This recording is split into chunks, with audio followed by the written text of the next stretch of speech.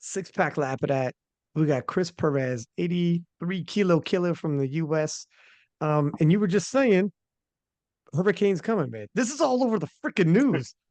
It's coming, dude. So how close are you to the hurricane? Where are you based at in US? So I'm in Miami. So I think it looks like the hurricane's going to hit like 3 or 4 hours north of me. So I'll still get some wind and some bad weather, but not too crazy. I'm safe where I am. Dog, it would be so hot if I was like, look at reporting live from on the scene. Chris Perez is right there on the eye of the storm, and you're like that news reporter who's hanging on to a Yeah, fucking telephone pole. You're like, yeah. I should bad I, six I pack. should do it. It's real bad. Yeah, I should do the interview outside and just have the wind blowing around. That's right. As you can see to my left, and the shit just like a cow flying in the Yeah. background. I'm like, this is the wildest. This is going viral, man. I appreciate you doing this. I can't believe I talked you into this, but this is but it's crazy because I don't know if you've seen. So Lane Norton is at the World Championships and just Mhm. won again in the 93s. And so congratulations to him. But Lane Yeah. is from Florida as well. And I didn't even think about it. He sends me a voicemail and he's like, dude, I don't even know if I'm gonna have a house when I get home. I think he lives in the city that's going to get hit the hardest. I think he lives in Tampa. I think. That's crazy. Yeah, I think Um, he's lives in that area. can't I remember could be wrong exactly, though. but dude, that's nuts. Yeah. Isn't this like a category five? People going wild about it at work.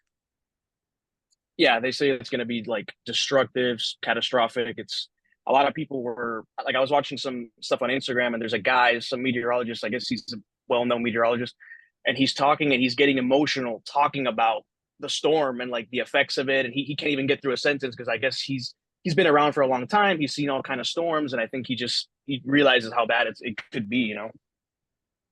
That's fucking crazy, man.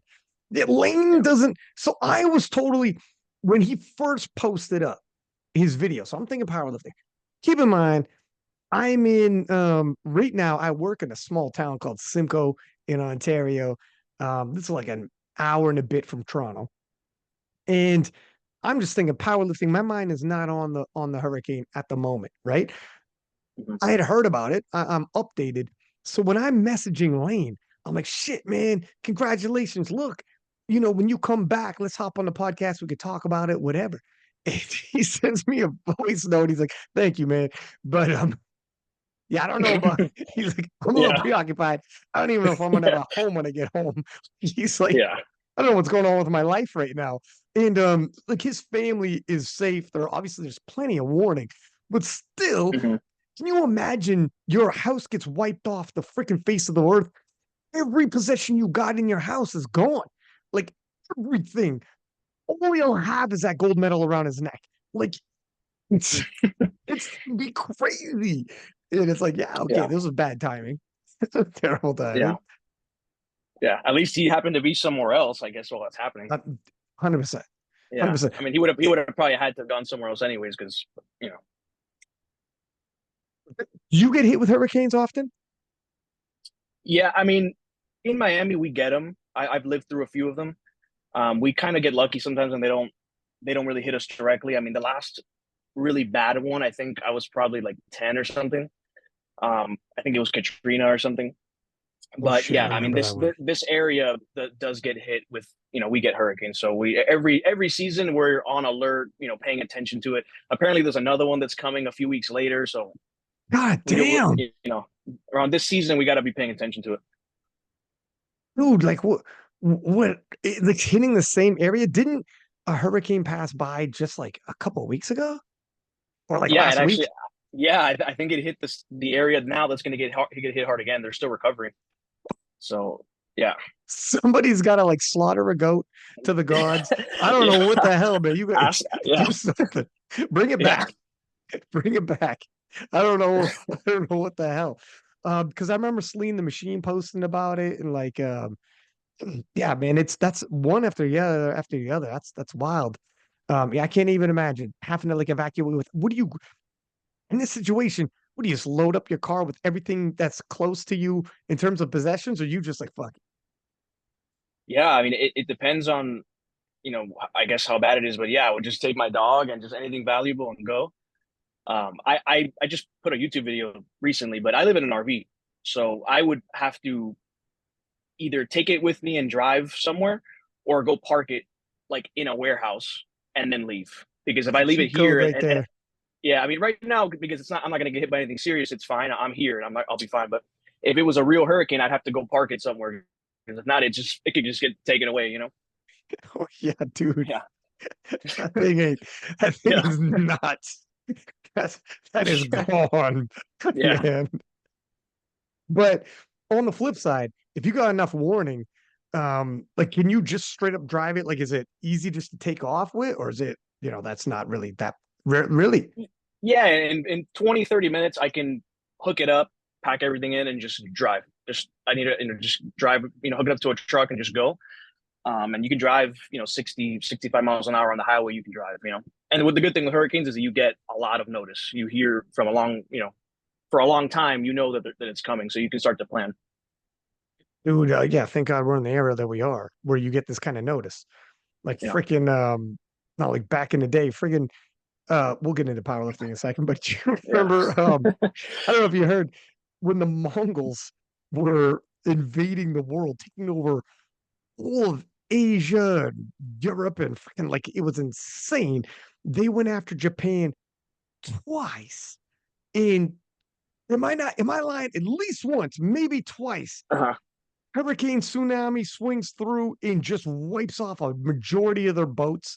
I don't know if it's just tsunami or from a hurricane, or I think hurricane tsunamis are somehow not just out of Yeah, nowhere, and wipes out all their boats.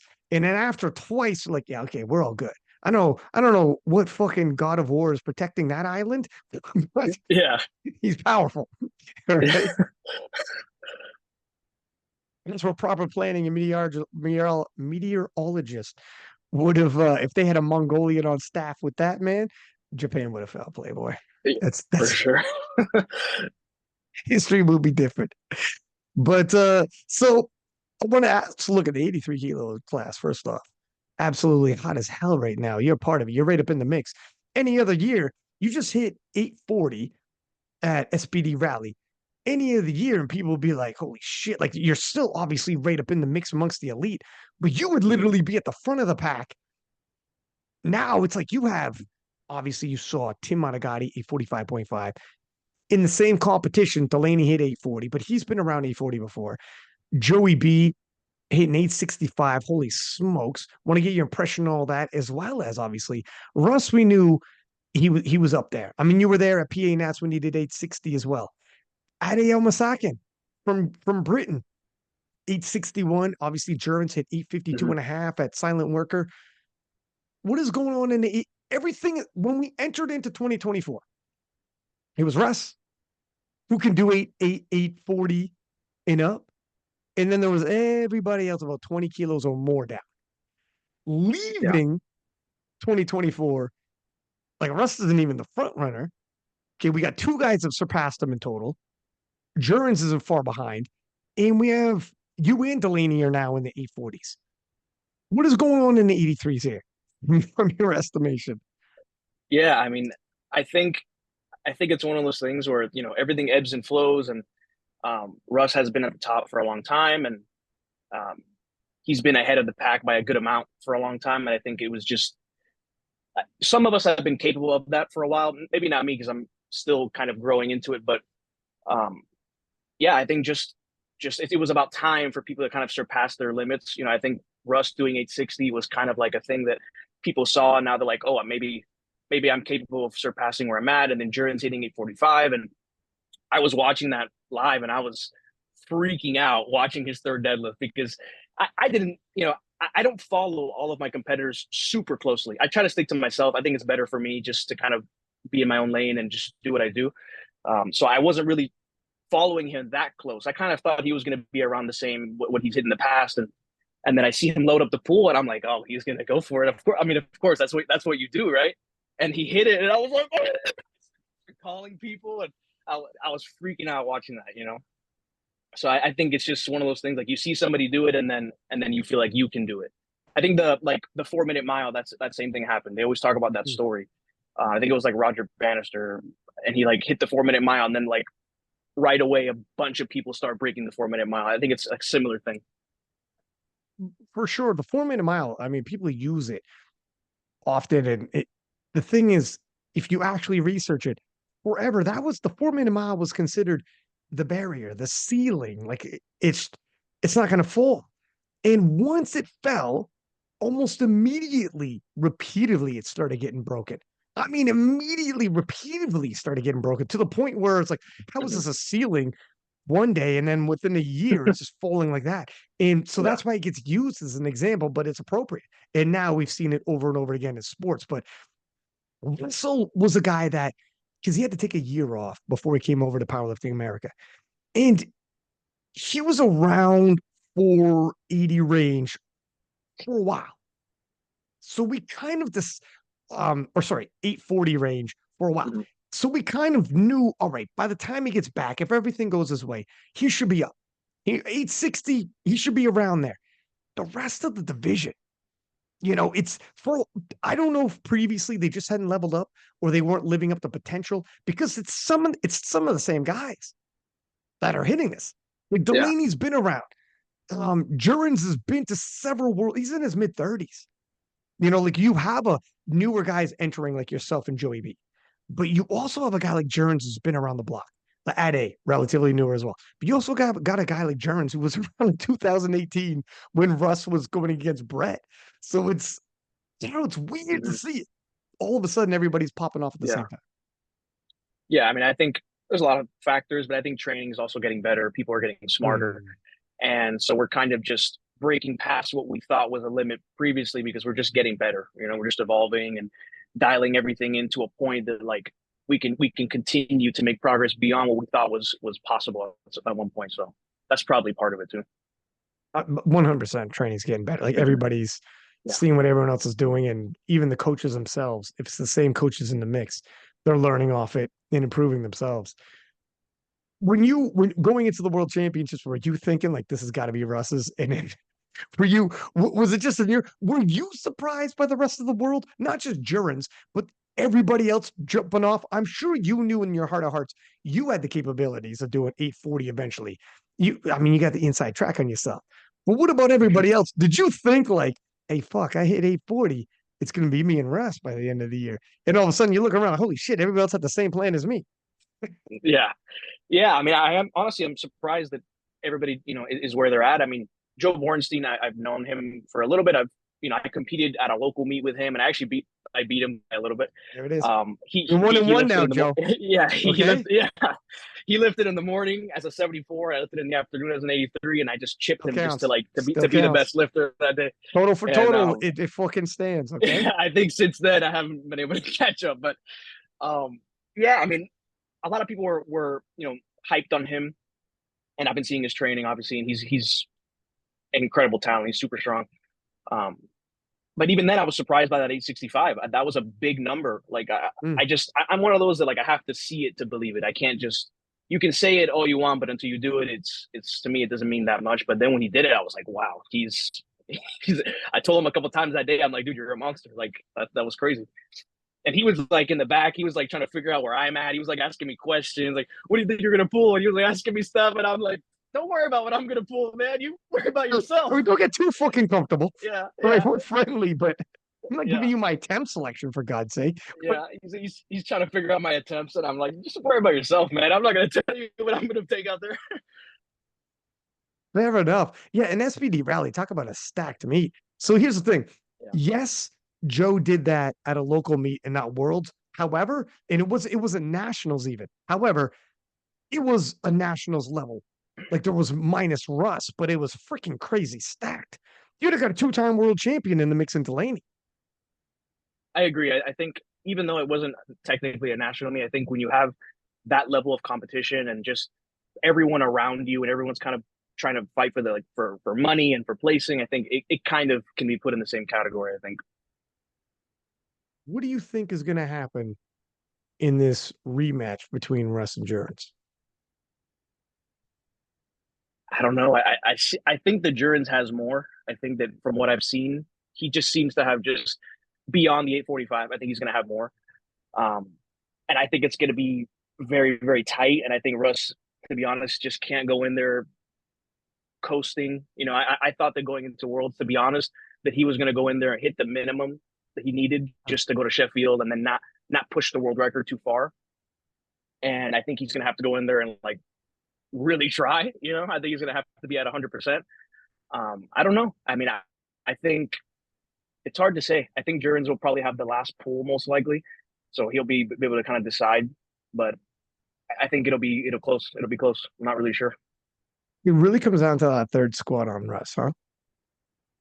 Or at least it if could. he can get that third one. Yeah, Mm. yeah, I mean, his training now, I know, like, if you've been on the top for so long, you're training.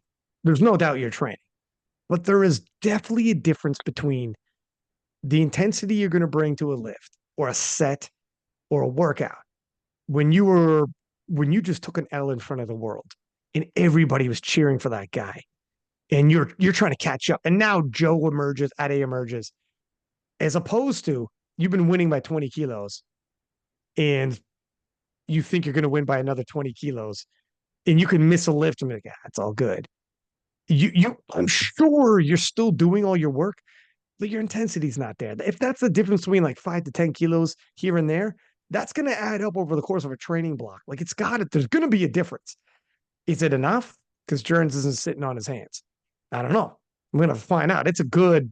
This is a, I think any given day you ask me and I'm like, yeah, I think this guy. And then you ask me the next day, I'm like, oh, fuck, I don't know. You could build a case for him too. I don't know. How about this question? yeah. Well, sorry, go ahead. Go ahead. No, I was gonna say I agreed. Like I think the when you have something in your mind like that, I mean, I've never been in that position. I've never been the Russ. I've always been the underdog, kind of coming in and maybe surprising people sometimes. But I can imagine that you get comfortable being the best so many years in a row and nobody can touch you.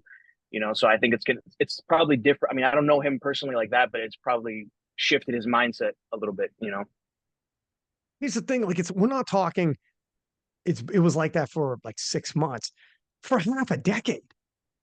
Like the discipline you need for half a decade to never have had one competition. And I'm not saying you phone it in, but half a decade, not once was the intensity not quite there. For half a decade, you've been winning. It's all you. And for Yeah. half a decade straight, never once was there some training blocks. You're like, all right, I didn't quite because I knew, like it's tough. I'm not saying it's a character flaw or something. I think it's literally most people, when you see an athlete or I read a lot of autobiographies of athletes, you see documentaries on them.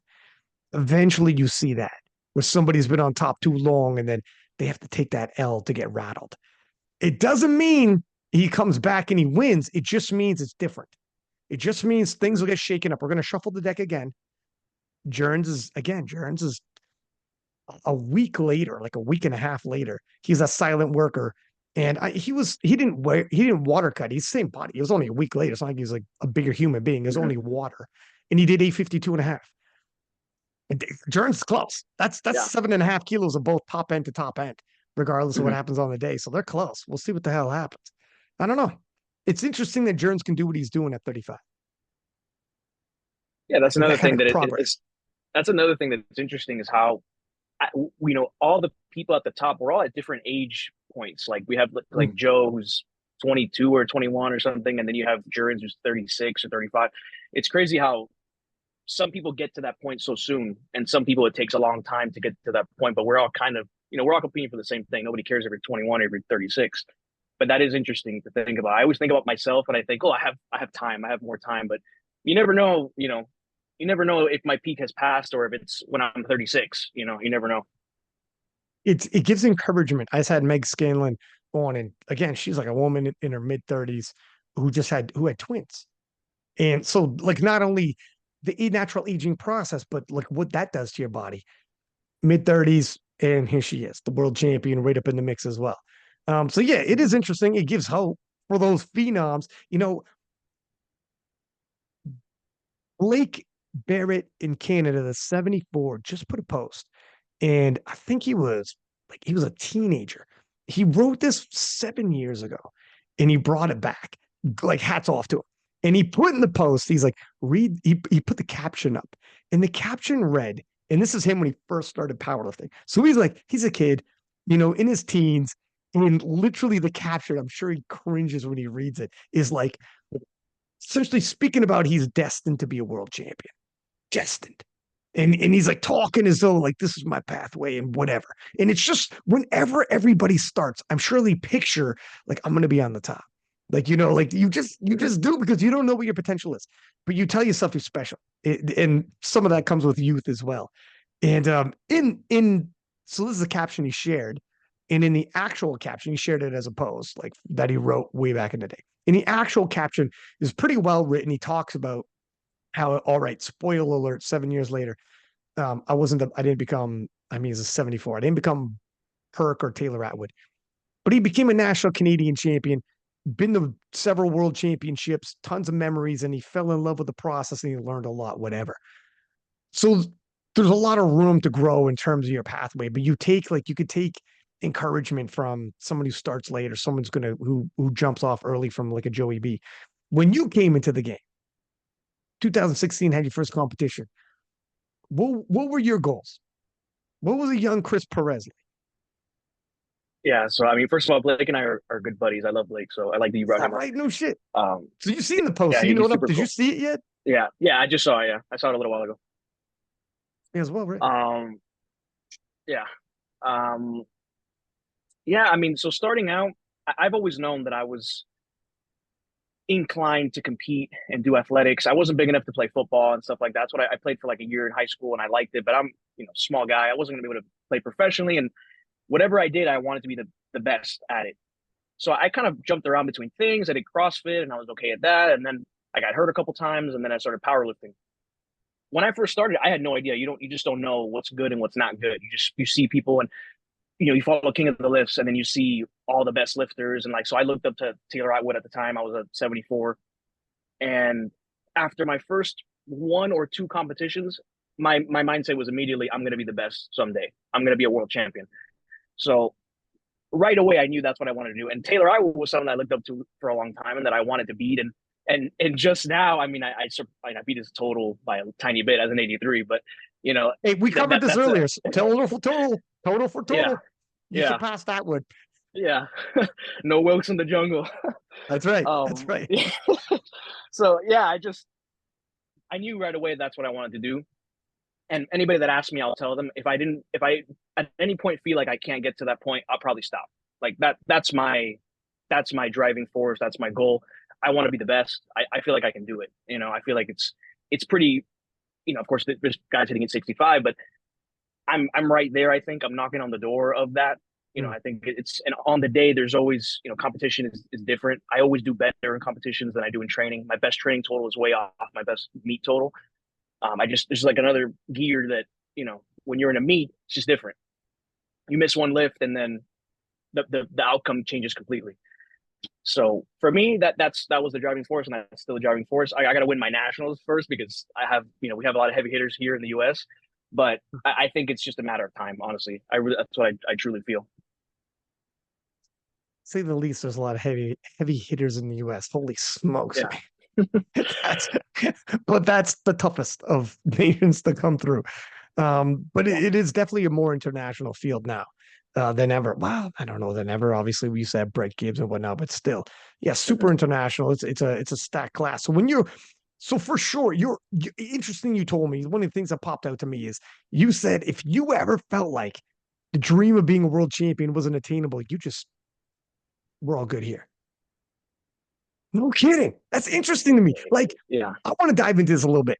I love sports psychology. And like as a competitor, I know you need certain people at the levels you guys are at. You need certain views on it. So you wouldn't stick around for like fun or like would you weight lift or tell me about it. What would you do?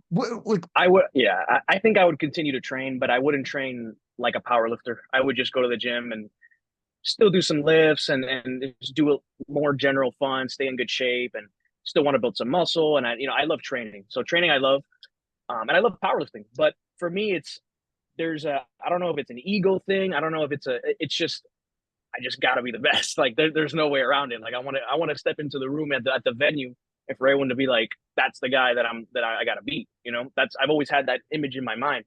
So if I ever felt that I truly got to that point and I really cannot surpass where I'm at, I can't catch up to these guys. I think, you know, it would take some time to realize that it wouldn't just happen right away, but I don't know if I'd continue to do it. You know, obviously I'm a full-time coach now, so it's a big part of my job is, you know, you get exposure, you get, you know, people see you, and then, you know, Mm, that helps everything. But hmm. um, yeah, ultimately, like this, my competitive career is just, it's that's what I have in my mind, right? I got to win and I got to be the best. Like I'm okay that let's say, got second at nationals because it wasn't my time yet. I know it wasn't my time, but if I felt that it was my time and I lost, it would have hurt way more, you know? Mm. Yeah, I mean, I get it. Certainly on the way up, if you have that focus, like I'm all in.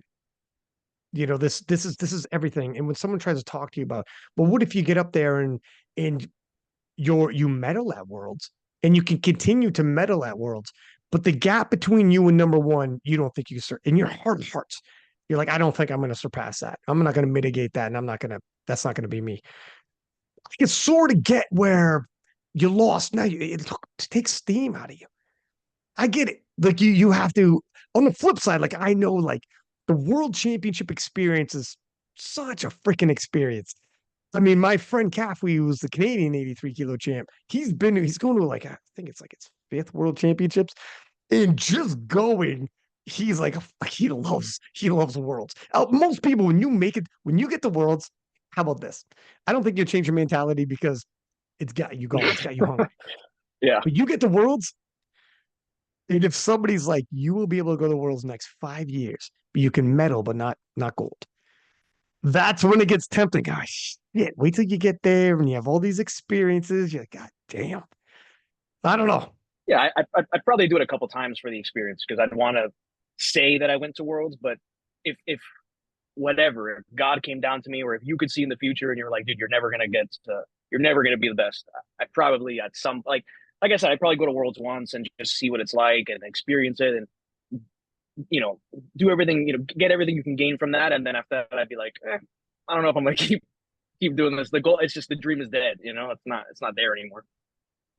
It's like we talked about earlier with Russ, where if you're winning 5 years in a row, you just the little complacencies will get in. If you actually knew I'm not going to be the best, everything you're putting in where you're cutting no corners, how are you going to do that when you know deep in your heart and that's all you wanted? You know, when you come, like yeah, I kind of get it. We're like, all right, man. And if you're not going to go all in like that, then it becomes, well, why are we doing this? There's something else I could go all in with. Um, when you were younger, like how did you grow up? I mean, I've had a very good upbringing. My parents are awesome, very supportive of everything that I've done, and my parents are together. And um, I mean, I played sports growing up and stuff, but you know, I don't think I have like this void or anything like that. It's not like there's nothing like that I'm trying to like fill. It's just I just never found anything that I liked, to be honest. Like I went to school, I got a master's, like I did the whole thing, and there's Wait, nothing what'd that you I go to liked. school for? What'd you get? I did sport management. So I was at first thinking I was gonna like work in like strength and conditioning and work for like a pro team or something. That was kind of like what I wanted to do for a while. And I just kept going to school thinking like this is what you're supposed to do. My parents always encouraged me to go to school, and um, so I did that whole thing, and then this whole time, you know, since I started college, I was powerlifting, and then that just grew to a point that like now this is what I do. But I don't know. I've always had that drive to like just be good at athletics. Like I just didn't care for school. Like I did good. I had good grades, and I graduated. I did everything I was supposed to do, but I didn't feel like that was my path. You know, I feel like I was going to be good at something related to sports, and I had to find what it was. And when I started powerlifting, I was pretty good right from the start, and people told me I was pretty good right from the start. So that made me want to pursue it more. And then would you like watching the World Championships right off the bat? Yeah, I used to watch nationals and I used to watch the world championship, especially the people in my classes because that's what interests me the most. It's like, where do I need to get to? I don't watch the whole thing. I typically watch like my weight classes and then one or two below, because that's kind of where I get motivation from that too. Well, first off, what you just said is super common. People watch their weight class or one or two below type deal. Yeah. So when, not to, I've mentioned this before, but when the USAPL changed their weight classes, when you talk to the rest of the world, and I'm at all the world championships and, silent work and do all these international meets, when you talk to the rest of the world, a lot of them stopped paying attention to USAPL as soon as they left the IPF because we're never going to see you at Worlds and you're kind of like on your own island. So the Mhm. viewership to like shocking to everyone in the USAPL initially, when the viewership plummeted, they were like, what the fuck? What happened to the viewer? The viewership was got like terrible. Like silent worker meets were out viewershipping them. And then they found out, well, the rest of the world stopped watching, and the rest of the world used to watch USAPL Nats. And they thought, well, they're going to continue to watch. No, they won't. If you leave, they'll be like, all right. And then they changed the weight classes. Now, 83 to 82 and a half, not a big deal. Not a big deal. Same with a couple of the other ones, but some weight classes you change to the point where like a 60-kilo women's weight class is kind of in the middle of the rest of the world's like, I don't know how to compare you. Do I compare you to 57? Do I compare you to 63? You know what's going to happen? I'm not going to compare you. I'm not even going to pay attention. That's what they didn't think about. This is where, it became, there's a couple of moves like that. When did you decide, like, because your goal was always to be a world champion? Were you Mhm. always coming back were you always going to the IPF? Yeah, eventually, yes. I wanted to win Raw Nationals one time because I thought that it would be more competitive and that would be like the one that counted a little more, just because there was at the time, not a lot of people had switched over, so there was still good competition there. And I got third that 1 year that I did it, but I always knew that at some point, I didn't know how soon it was going to happen, but I knew that at some point I would. Initially, my thought was when I feel like I can win nationals, I'll come over. But I felt like everybody's going to be headed over to PA. I saw the writing on the wall, like everybody's going to come over.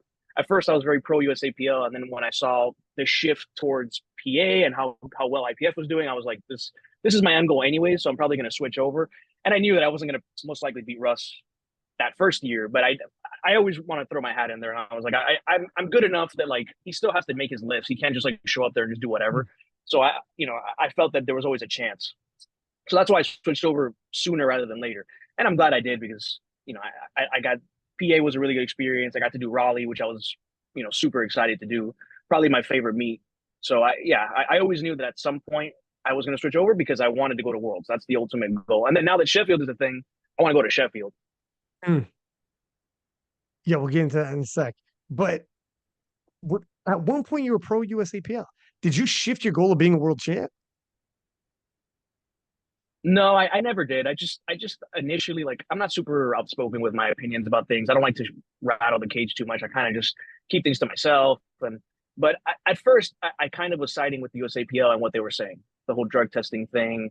Like I was kind of just I just kind of I've only ever competed USAPL, so I was kind of just I already have them in my mind, and I was like thinking that they were at first taking the right path and whatever.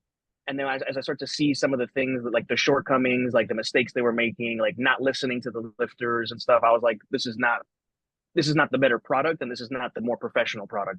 So that's why I eventually switched over. But I always knew I was gonna have to come over at some point. I was just kind of waiting for like all the people to switch over to then switch over with the group.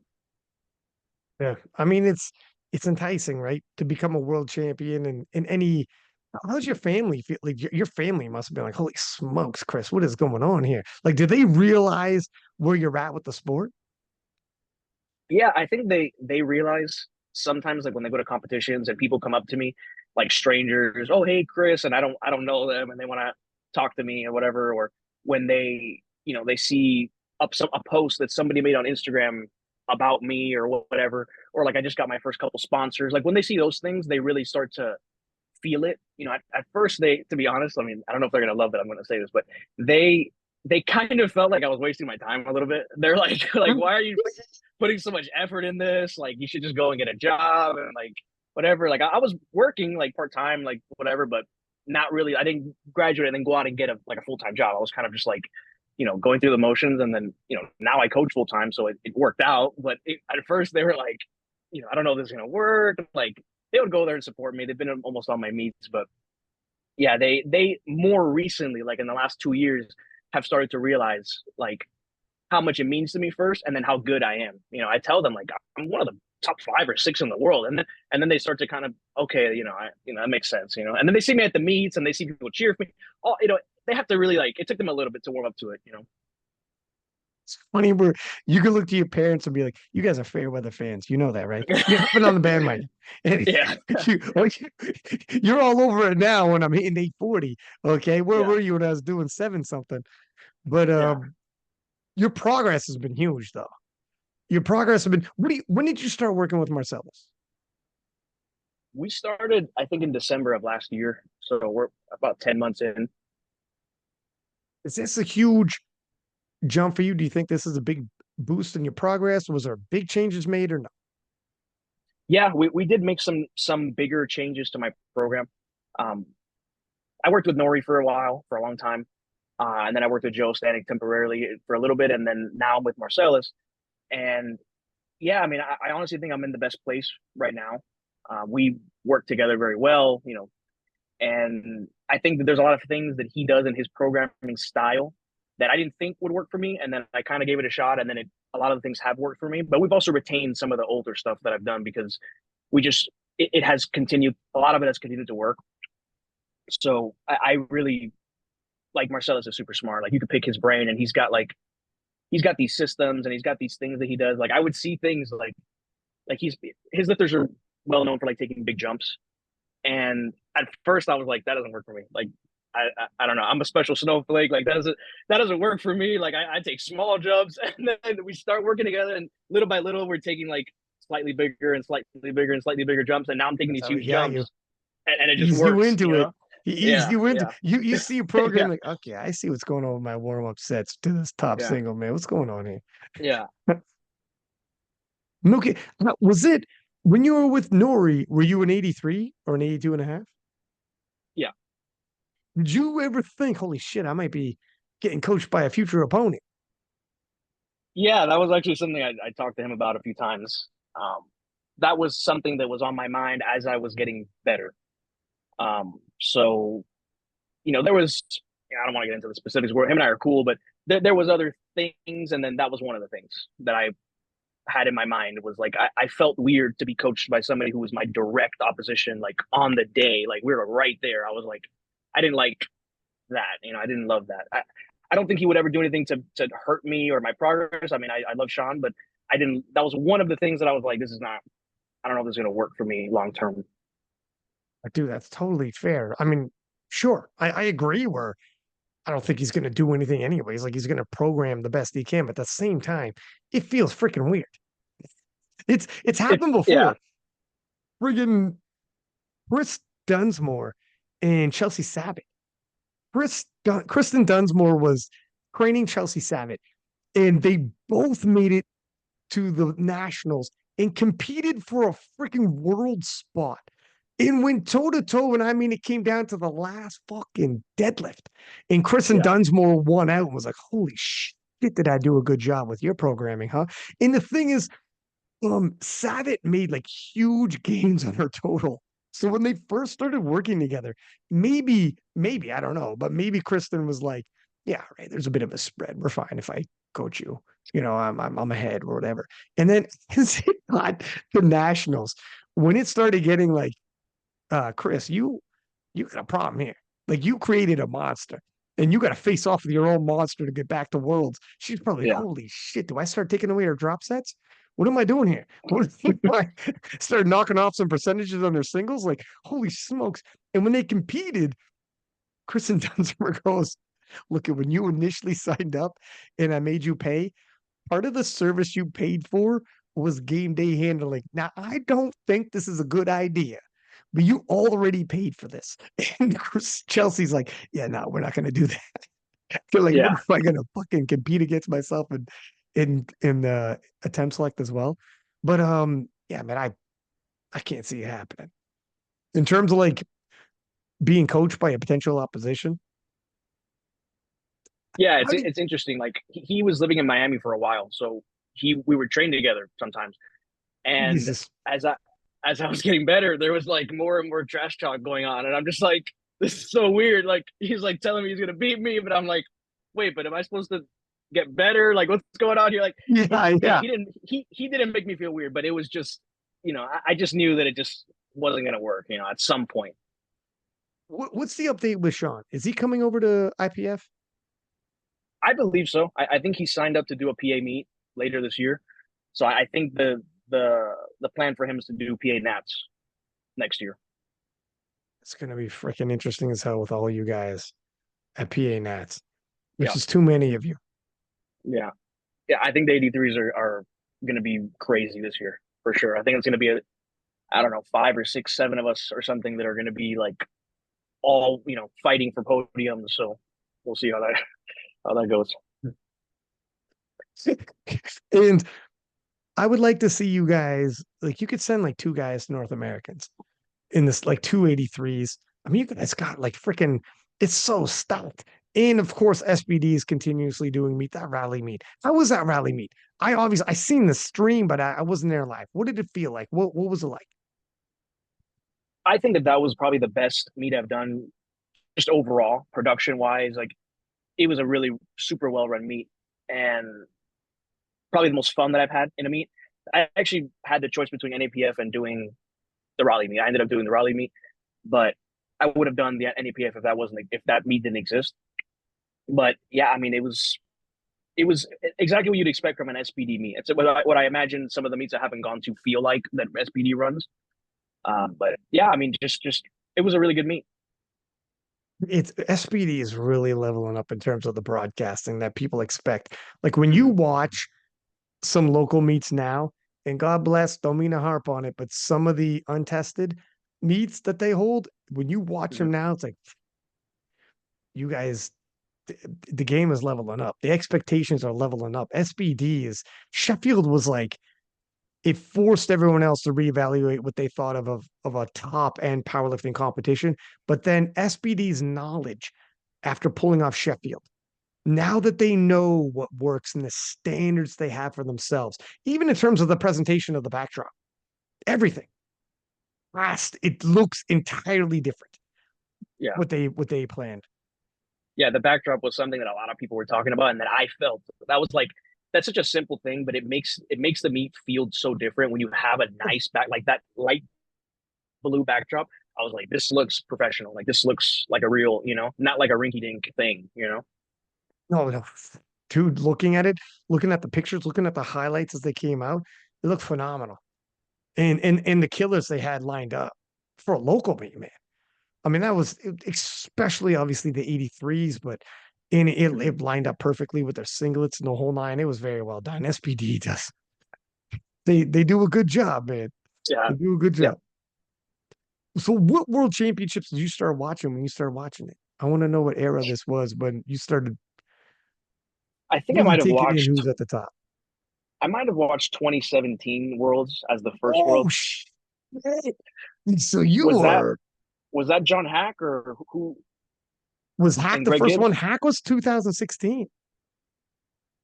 I knew about that one, but I don't know if I saw that one because I think I started at the end of 2016. So I don't remember. I think the first year that I saw was 2017. Dude, you've been for a hot minute watching. Yeah, I started in 2016 and then I competed the following year, and then I took 2 years off. I was still kind of involved, but I was hurt for 2 years. So I have a little bit less training time than that whole, the last whatever 8 years. But I was in it the whole time, and what kept me like wanting to like get back to it was like what I was telling you earlier, like just that dream and the feeling like it was going to be my time at some point. So when you're watching this, are you watching like back then? I know now, well, even right now, do you watch at least if you don't follow them, you watch your competition on competition day? Yeah, yeah. So Sometimes if I know somebody's competing, like if I know Joe Bornstein going to compete, I'll watch him compete, just to see where he's at. the reason why you don't watch people, is it because will it sway your training? It gets in your head? Is it like preoccupied? Like you can't, I don't know. Well, why don't you watch like follow them in terms of training wise? Do you follow them and not view and mute them or how to what do No, you I follow them. I like their stuff, but I just don't let it. I just don't let it get in here too much. I'll watch it, I'll see it for what it is, but it's a brief moment, and then you hit a PR, nice, moving on to the next thing. I don't sit there and think about it. I don't calculate numbers when I'm going to compete against them. I don't know what their best training numbers are for the like. I might see it, but I just don't. I just let it go in one ear and out the other. Mm. I've noticed that I'm a very mental lifter, and I get nervous. And I used to make spreadsheets. I used to make spreadsheets and like figure out Oh, like I know. where's the I'd be like, where is this person at? What's their best lift? How many lifts do how many lifts do they make on average? Like I would really go into it, and then I just figured out that like it's just not good for me. I do my last two meets were my best meets to date, and I had the most fun because I just went into it and just did what I had to do. I focused on myself. I went 9 for 9 PR totals, and I have to be more relaxed. I have to go into it. Just I almost forget that I'm competing. I have to just not even think about the competition until it's right in front of me. Isn't it weird how you get into powerlifting and people think about powerlifters as like meatheads or gym rats or whatever? And sure, they're gym rats, but isn't it crazy how fascinated we get with numbers and spreadsheets? And everybody does this, man. I remember actually, I was talking to Brett Gibbs, and this is back in the day, and I was talking about a competition, like, oh, Brett, if I do this, or but if he does that, and he's like, my man, you gave that guy every PR lift and put 10% PRs because that's what you think he's going to do. He's like, that almost never happens. He's like, you got to put your spreadsheets away. And kind of like you were saying, Brett Gibbs is like, you got to stop analyzing these spreadsheets, man. It's not real. To a large extent, it's not real. But we get fascinated with numbers. Our own numbers, other people's numbers, it'll make you go crazy. Yeah, and that's a good point that you make. Like most of the time, people don't put up the absolute best that you'd expect them to be able to be capable of. Like some people are somewhere in between, like a bad meet and a really good meet. So I like instinctively you want to give them the most that you think they can do and just see how you stack up. So that's what I would always do, and then I'd always see kind of where I fall, and I'm like, oh man, like I'm at the bottom of this spreadsheet. I don't like this, but You yeah, gave everybody 50 kilos but yourself. yeah, And you're like, man, I suck. What the fuck? yeah, Why should I even? I think I'm pulling out of this meet. yeah. It's crazy, but it's true.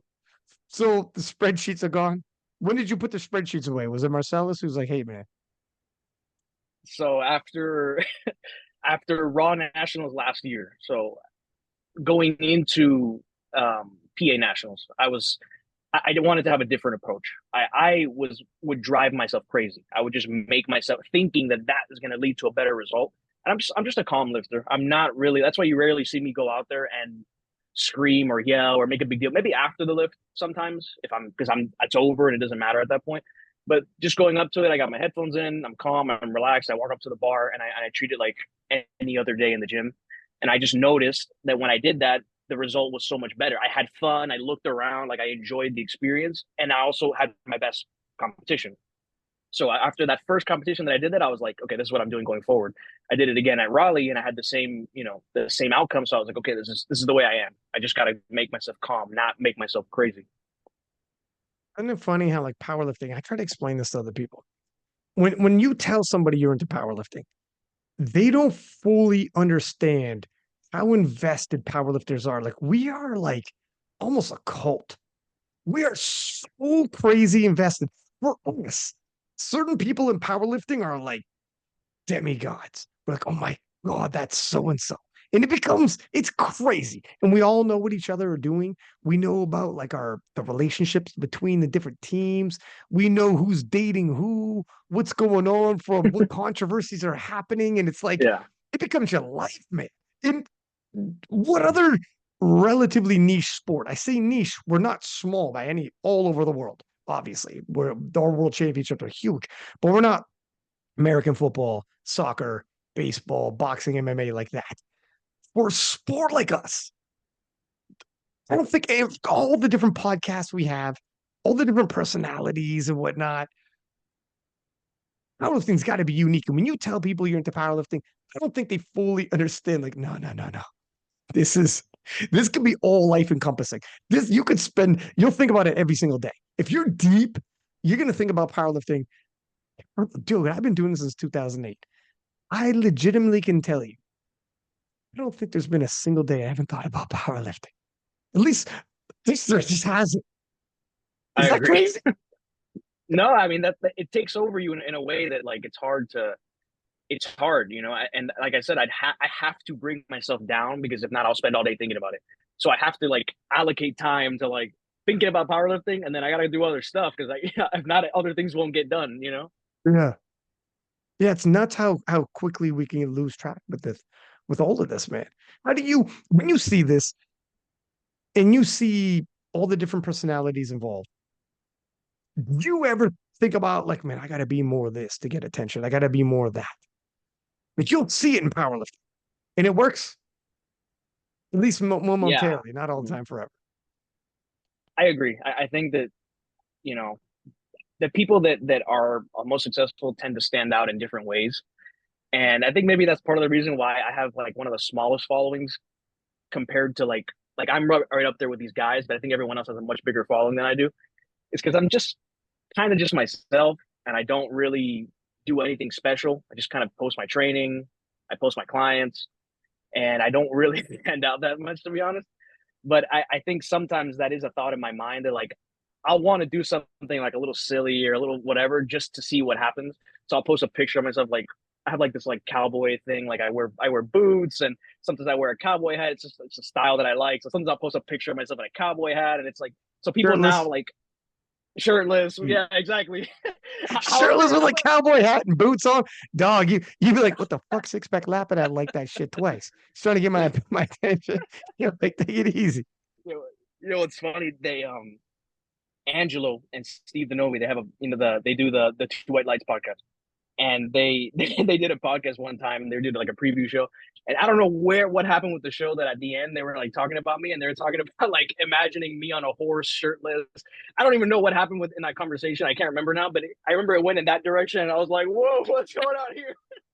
It was pretty funny. And you were like, I need to find a horse and I need to make this photo shoot I need happen. to make this true. I need to I need to make this make a this true. reality. Yeah, but yeah, I mean, I think the people that stand out and they're super successful, they have something about them that helps them get to that point, right? Whether they're good on camera or they have good style or whatever it is, I think they have that. That's definitely part of it. Yeah, I mean, I think for some people it's natural. For some people, like some people are naturally eccentric and get attention, and that is what it is. Other people kind of feel the vibe of the room, like I think I gotta massage this social media thing a little bit. And they're probably not the exact same way, not on social media as they are on social media. And I don't know if we become more professional, like money meets wise, like Sheffield, and even like Worlds sponsorships, etc. I don't know. I don't know if maybe the juice is worth the squeeze, so to speak. And it's like, maybe I gotta be a little more out there, or start doing things with my videos, or giving hot takes on things. Like, okay, hear this out. Okay, Joe Bornstein sucks. Yeah, And they'd be like, what? Like, I don't know. I'm trying something new out. Bear with me. I don't know. What do you think? Do you think powerlifting as a whole, as we move forward more in professional money meets, we're going to see more people developing this kind of thing? as in like personalities and stuff like that. Well, put it this way. I can tell you honestly, when it comes to what sports do you watch? I don't really watch sports. Very Yes. Okay. So put it this way. Put it this way. The biggest draws UFC. in I watch UFC. okay, well, here we are. Yeah, Now we're so talking. Because I I was do about watch to say UFC. UFC. Yeah, The yeah. biggest draws usually is when there's something around. Chael Sonnen's phenomenal at storytelling. And Chael Sonnen said, you're not selling an MMA match, you're selling conflict resolution. If you want to sell, you need to create a conflict between two people. In the rising tension is all the media leading up to it. And then the actual match is just conflict resolution. And your guy wins or the other guy wins that you're watching, that you're cheering for. That's all it is. Don't kid yourself. But so when he sees two MMA fighters who are not in the same weight class or aren't going to face off or whatever, he's like, you could milk it for a little bit of attention your way, but understand you are not creating a storyline for conflict and conflict resolution. There has to be that that's the end piece that you need.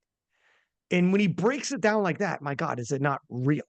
It's laid out right in front of you in terms of that's true. When I tune in, oftentimes when I'm most hyped for a match, if it's boxing or MMA, I'm like, I need to see where like both these guys are studs. Whether when it was Khabib Nurmagomedov, yeah, I think I fucked up that last name, and Conor McGregor, you're like, one of these guys got to lose. And you can't picture either guy losing. Now, obviously, we know Khabib won, but like leading in, I remember we were like, oh my God, my place was packed. I had like 25 people huddled around my TV, drinking, watching, and like yelling, be like, oh my God, oh my God. And we're debating who we thought won what round. Conflict, steep conflict. And then we were gonna get a definitive resolution.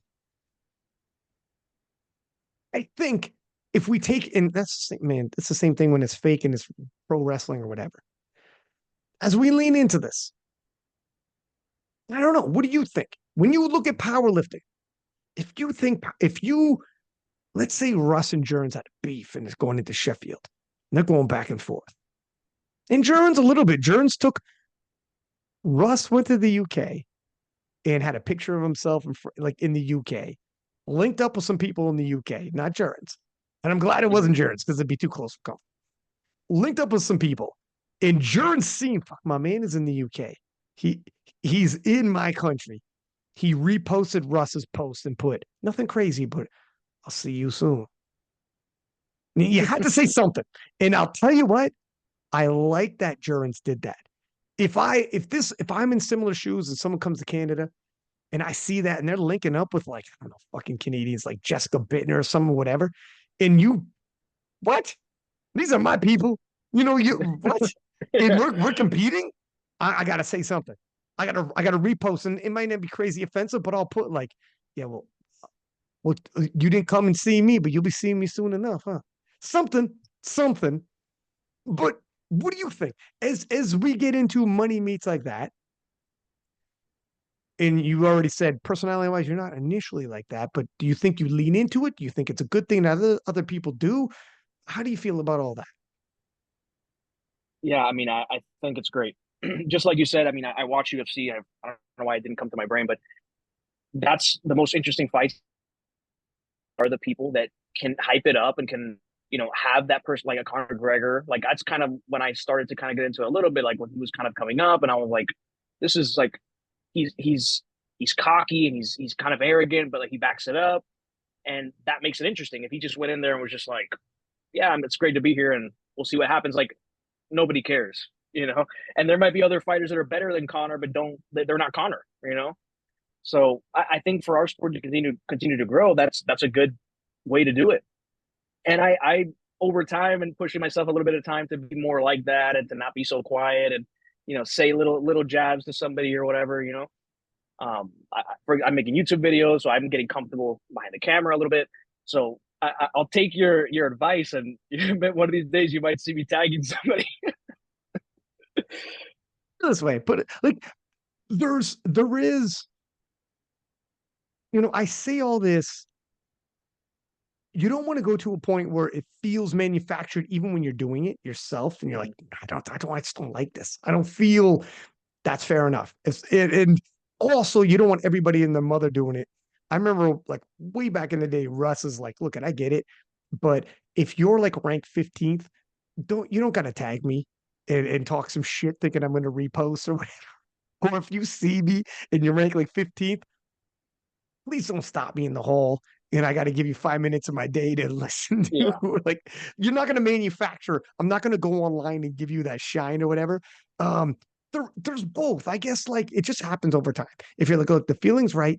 There's some heat on this, and you can kind of feel if there's some meat on the bone for some heat. You're like, I think we'll both benefit if I do this. If I just say, hey, I don't know. Like if you're on a podcast and you're like, yeah, his training's looking good. His squat is phenomenal when it's depth. And then people will be like, oh, damn. And that's it. And it's not like we're talking about squatting here. in terms of like, will we be cool in 5 years if we bump into each other? Yeah, fucking. I think once I said he squatted high. Like Yeah. that's of course you'll be, but I don't know. It'll come natural as time goes. I think there is a fine line between overly manufactured and not. And you don't want it to get too crowded with that trash talk either. It starts getting weird. What rivalries have you had a rivalry yet? Do you think, or are you thinking not really A yet? rivalry, nah, rivalry in terms of like trash talk and stuff. Just sports rivalry. No, not trash talking, but Yeah, I mean, like a I sports mean, rival. I would say that Angelo and I are kind of building that a little bit. We competed twice. Was it twice? No, three times. So three times, and he beat me the first time, and I beat him the second two times. So that's probably the closest thing. I think at my first two nationals, I did junior nationals. I competed against a guy named Charvis from Hawaii. We were like, we had the exact same numbers. Like we were right there the whole time. I beat him both times, but it came down to like I just hit more lifts than him, and but it was like it was a little tense in that time when it was happening, you know. But right now, I would say probably me and Angelo we competed three times against each other. I am. Well, I mean, not to keep throwing it back to Kristen Dunsmore. This is a total coincidence, but at one point, Kristen Dunsmore and Sam Calhoun were like rivals to make a national team. They're in this. Kristen was a same weight class as her at the time, obviously, and I think like three competitions in a row, the exact same total. Only body weight would separate them. And I mean, if they both were at a different competition in the same month, same total. Like if you're in the same competition, you try to tie someone's total and win on body weight. So I get it. That's not too crazy. Even if they weren't on the same competition, some fucking how they were putting up the same total. And it was like, Yeah, damn, this is a little too tight. This is, I mean, that's a close ass rivalry. But that also kind of happens organically. Although, hey, dude, you're also 1-1 with Joe Bornstein. Let's get that that is tiebreaker true. going. Let's That get that is true. tiebreaker. Shout out to Joe Bornstein. I'm coming for you. That's right. That's gonna be the clip. Like, you lean into what we're just saying, like you fucking piece of shit. I'm like, all right, I'm take gonna it easy, beat Chris. your ass when I see you, man. I'm like, take it easy, Chris. Let's just ease into it. You're doing too much too quickly. But you're like, sorry, I'm just trying it out. I'm just trying to get some heat going. But what about how about this? This is a good question that I was going to ask you as well because I'm conflicted as well on this one. Let me set the table for this. Right now, currently in the 83s, we have who many believe to be the GOAT in Russell Orhee. And I think I'm solid on Russell Orhee being the GOAT. The guy was number one for 5 years, and he's got two world titles and God knows how many world championships. So let's put a pin in this one, say he's the GOAT. We could double back on that if you want later. We have the GOAT, we have the current world champion who upset the GOAT. We got the guy with the highest total in Joe Bornstein. And then we have the current world record holder in Adeo Masaki. Dog, how often is the GOAT current in his prime, but not number one in total world record or world title? But he's current in his prime. Not very often, but that's the situation. We have the world champion, but we have the number one in the world in Bornstein, but we have a world record holder. We have four guys. And to be perfectly honest with you, if anybody said any one of those four is the number 183 in the world, you could probably build a case if you had to. Probably build a case. Who do you think is the number 183 in the world? I think I guess it depends on the context. I mean, if you're talking GOAT, I give it to Russ. I think he's done so much, so many national championships, world championships, been at the top for so long. If you're talking current, I got to give it to Joe right now. I think that he's the best right now. Biggest total, did it at a meet that mattered with competition. Not that this really means that much always, but youngest guy, potentially the biggest ceiling. I mean, we don't know that yet. We have to see. But the youngest guy who might be in it for another 10 or 15 years or something, you never know where he can take it. So I guess you know, like I said, number one, go. I would say Russ, just because of the accolades, and I would say currently right now, Joe Bornstein. Now, if they're all in a room together and they're all competing, who's going to win? I couldn't tell you. I think it's if they all go 9 for 9, they might hit the same total. Like I don't know. It's so close. It might come down to like made attempts at that point. Dude, it's so close between those guys. So dirty deep. Who's Yeah, the sleeper dark horse of the division? I mean, Ade is pretty new to powerlifting in general, right? And he's only competed like twice as an 83. I don't know. I mean, they only have how many meets has he done? Only like a few meets or something. I think he's done a few. No, he's a sleeper in that. You're right. He's crept up on everybody just recently, Uh-huh. but he's got the world title. Or yeah, he's got the world record.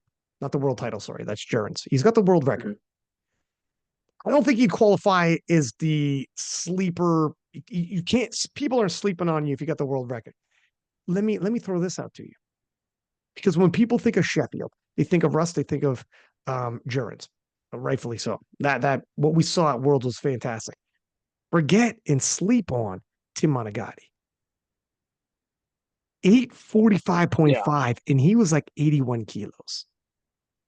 It's crazy. Yeah. I will give, I don't know if this is a hot take, but I'll say what I actually think about this because I might as well say it. But I don't know him. I don't know him very well. I did see that at 845. The only thing that I'll say is that it wasn't at a meet where he had a lot of competition. I think he beat the next guy by like 100 kilos. Obviously, I know he's growing into it. I know he's got space to grow, but that doesn't really impress me quite as much as some other performances. I'll just say myself as an example. I think my 840 is a more impressive performance than his 845 solely because I had competition and I had to like make lifts and it was kind of make it or break it in that moment. Versus I just kind of showed up. I know it was a nationals, but it's almost like a local meet. He just kind of showed up and he could have done anything and probably won. So he's a contender, maybe a sleeper, maybe, but that's how I kind of organize like how impressive something is. Look at you giving me some hot takes, man. Okay. Okay, Playboy. I think we just found your new rival across the way. Tim Monaghan. He's also super soft spoken too, by the way. You're not gonna get an engagement back and forth with Tim Monaghan of all people. Yeah. But I don't know. Here's the thing with Tim. You're right. Like I put a high level on people going head to head. If it's like head to head and there's like four other guys who could win it, and you're going, yeah, that means more for sure. The one thing with Tim, he was under 83, and I'm wondering what he could do when he fills out because he's still like moving up from 74. If by the time Sheffield rolls around and he's actually cutting to 83, if he could bring that up, if he could, I don't know, if he's around 860 range, holy smokes. But I don't know. There could be a cap. The moral body weight doesn't necessarily mean just that linear, steady progression. But Mm-hmm. 845.5 shocked me. That's way more than he did previously when he was in 83. Uh-huh. What do you I mean, what do you feel? he was an 83, right? And then he cut down to 74 and then That's went right. back up. That's right. Yeah. What do you feel about this weight cutting and shifting of weight classes? Because we've seen it to massive success. Look, Sheffield seems to be the event, and obviously Shell is moving down to 66 from 74, and everybody's like, all right, if Shell can maintain form and Shell can maintain, he doesn't even need the exact same total. What he's about to do in the 66s, if he's the high 700s, what are we talking about here? If he hits 800 Yeah. as a 66, Yeah. I mean, we call him the Goat Slayer because he beat Atwood and he also beat Oleg, who had 17 world titles in a row in equipment. Like that's crazy. And then Shell came back to classic and Oleg won again, by the way. But so we call him the Goat Slayer, but my man's gonna start turning into a goat, like the pound for pound king if you do something like that. But what is your take on this moving up, moving down with powerlifters? I mean, it's one of those things that if it works for you and you can go down and be much more competitive or make a big change like Shell is going to do and potentially, I mean, we're kind of high on that situation. So I imagine we think that he's going to do something big.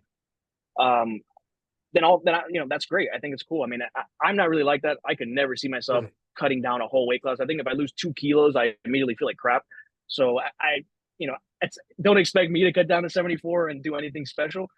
Um, but I think it's cool and I think it's interesting and it's different, right? I think it's something else to talk about if he can be at 74 and then do what he does there and then cut down and then all of a sudden destroy the world record or something and beat everyone at Sheffield by a big margin.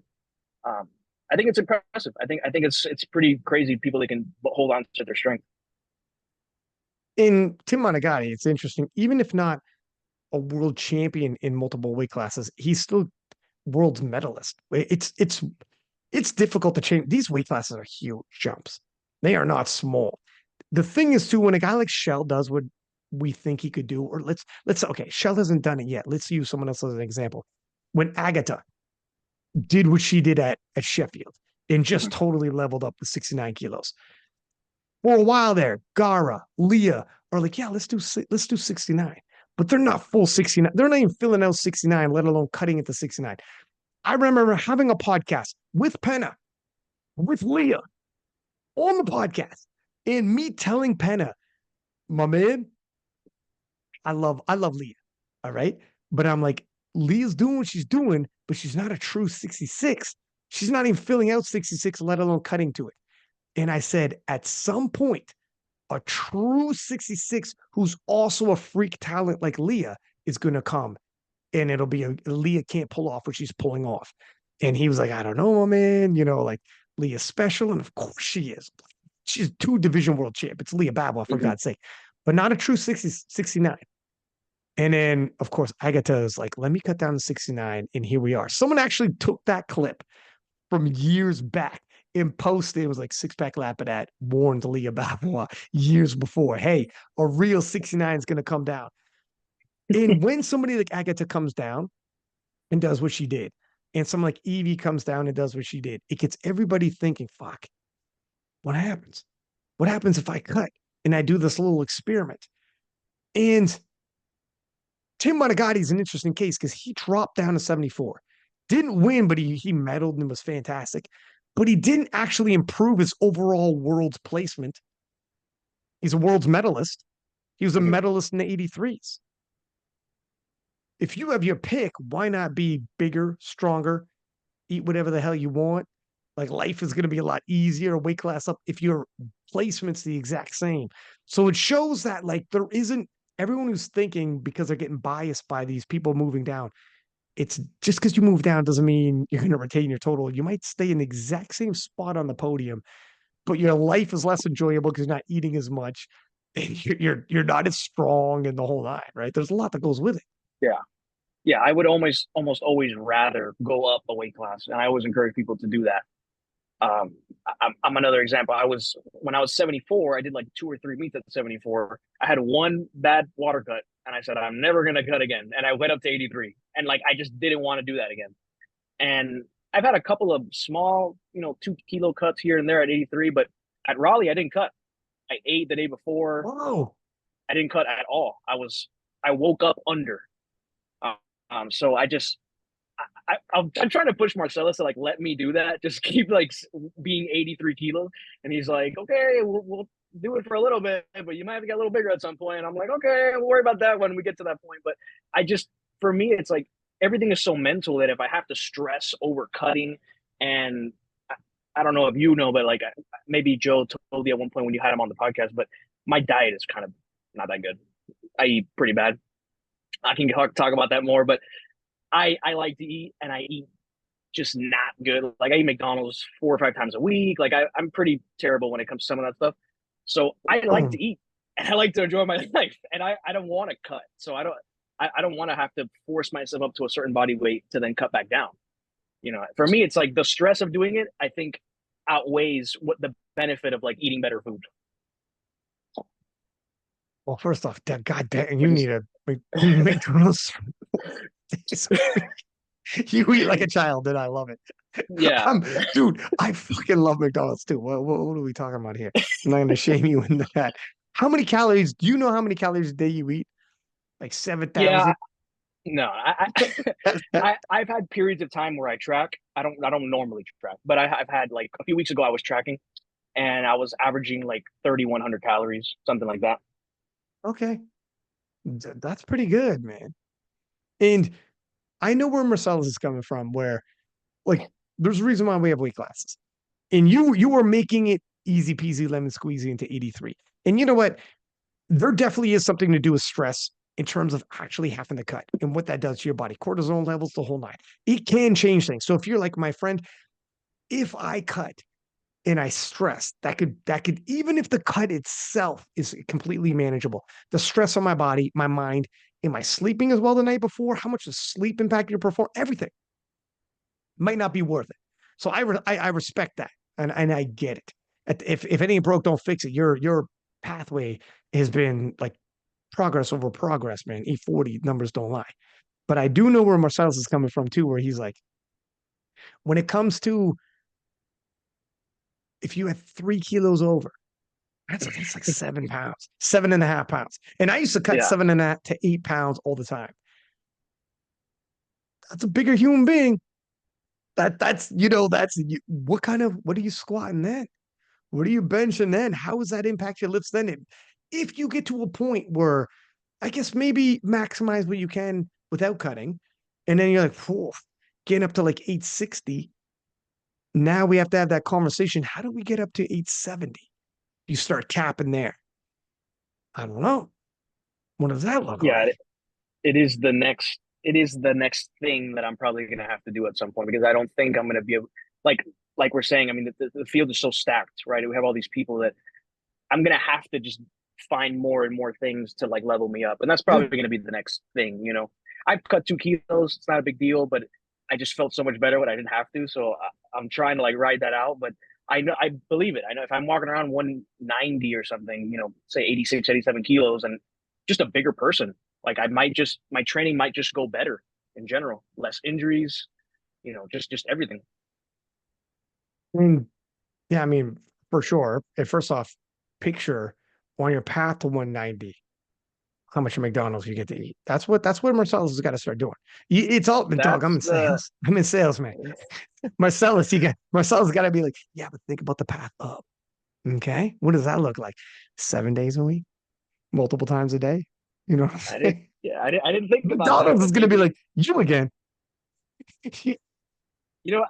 honestly, my dream sponsor would be McDonald's because Fuck I yeah. think it would be like a really funny sponsorship because it's not really like a health place, but No, sir. it's so true to me. It's like I actually eat It's McDonald's so all the true. time.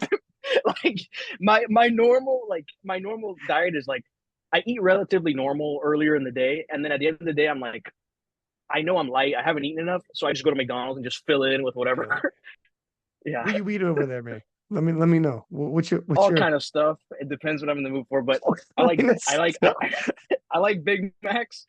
I like chicken nuggets, Wow. fries. I just recently got into Damn. McChickens. I never had a McChicken before. I Oh just recently started shit. getting those. Are you singing So my yeah, song right now? I like how you said I just recently got into chicken. yeah. I love the way you worded it. Like we're like connoisseurs now talking. I'm Yeah, like do you like connoisseur. dipping That's sauce? the Yeah, that's the exact word that came in my head. I'm a McDonald's connoisseur. the connoisseur. You're like, now what you're gonna want to do is you need this dipping sauce for your you're giving me pointers on. I'm like, oh shit, yeah. Do you like the breakfast? I'm not a huge fan of the breakfast. My I man. do. I will eat it occasionally, but I just a lot of times I don't even wake up early enough to get the breakfast, so I just don't even I don't even worry Who about are you? it. I Dude, love there's how so you many go. things, so many things that you're like, Well, your dude, why are you lifestyle. doing this Listen, stuff? man, right, your lifestyle right now. I got questions. Yeah, there's a lot of things that I do that are a little bit like unorthodox. Like I just go to sleep late, I wake up late, but I've tried to adjust. Like for years, I used to work at like 5 in the morning, 6 in the morning, and I just felt horrible. Like I could never adjust to like an earlier schedule. So I just go to sleep when I'm tired, and I wake up when I'm not tired. Well, if nothing else, first off, you work for yourself. You're an entrepreneur. So you could do whatever the flip Yeah. hours work for you. I mean, it do in terms of like satisfaction with coaching versus an athlete. What do you see yourself staying in the game as just a straight up coach? Or do you think when you leave the game as an athlete, your love for like coaching and all that might die as well and dwindle?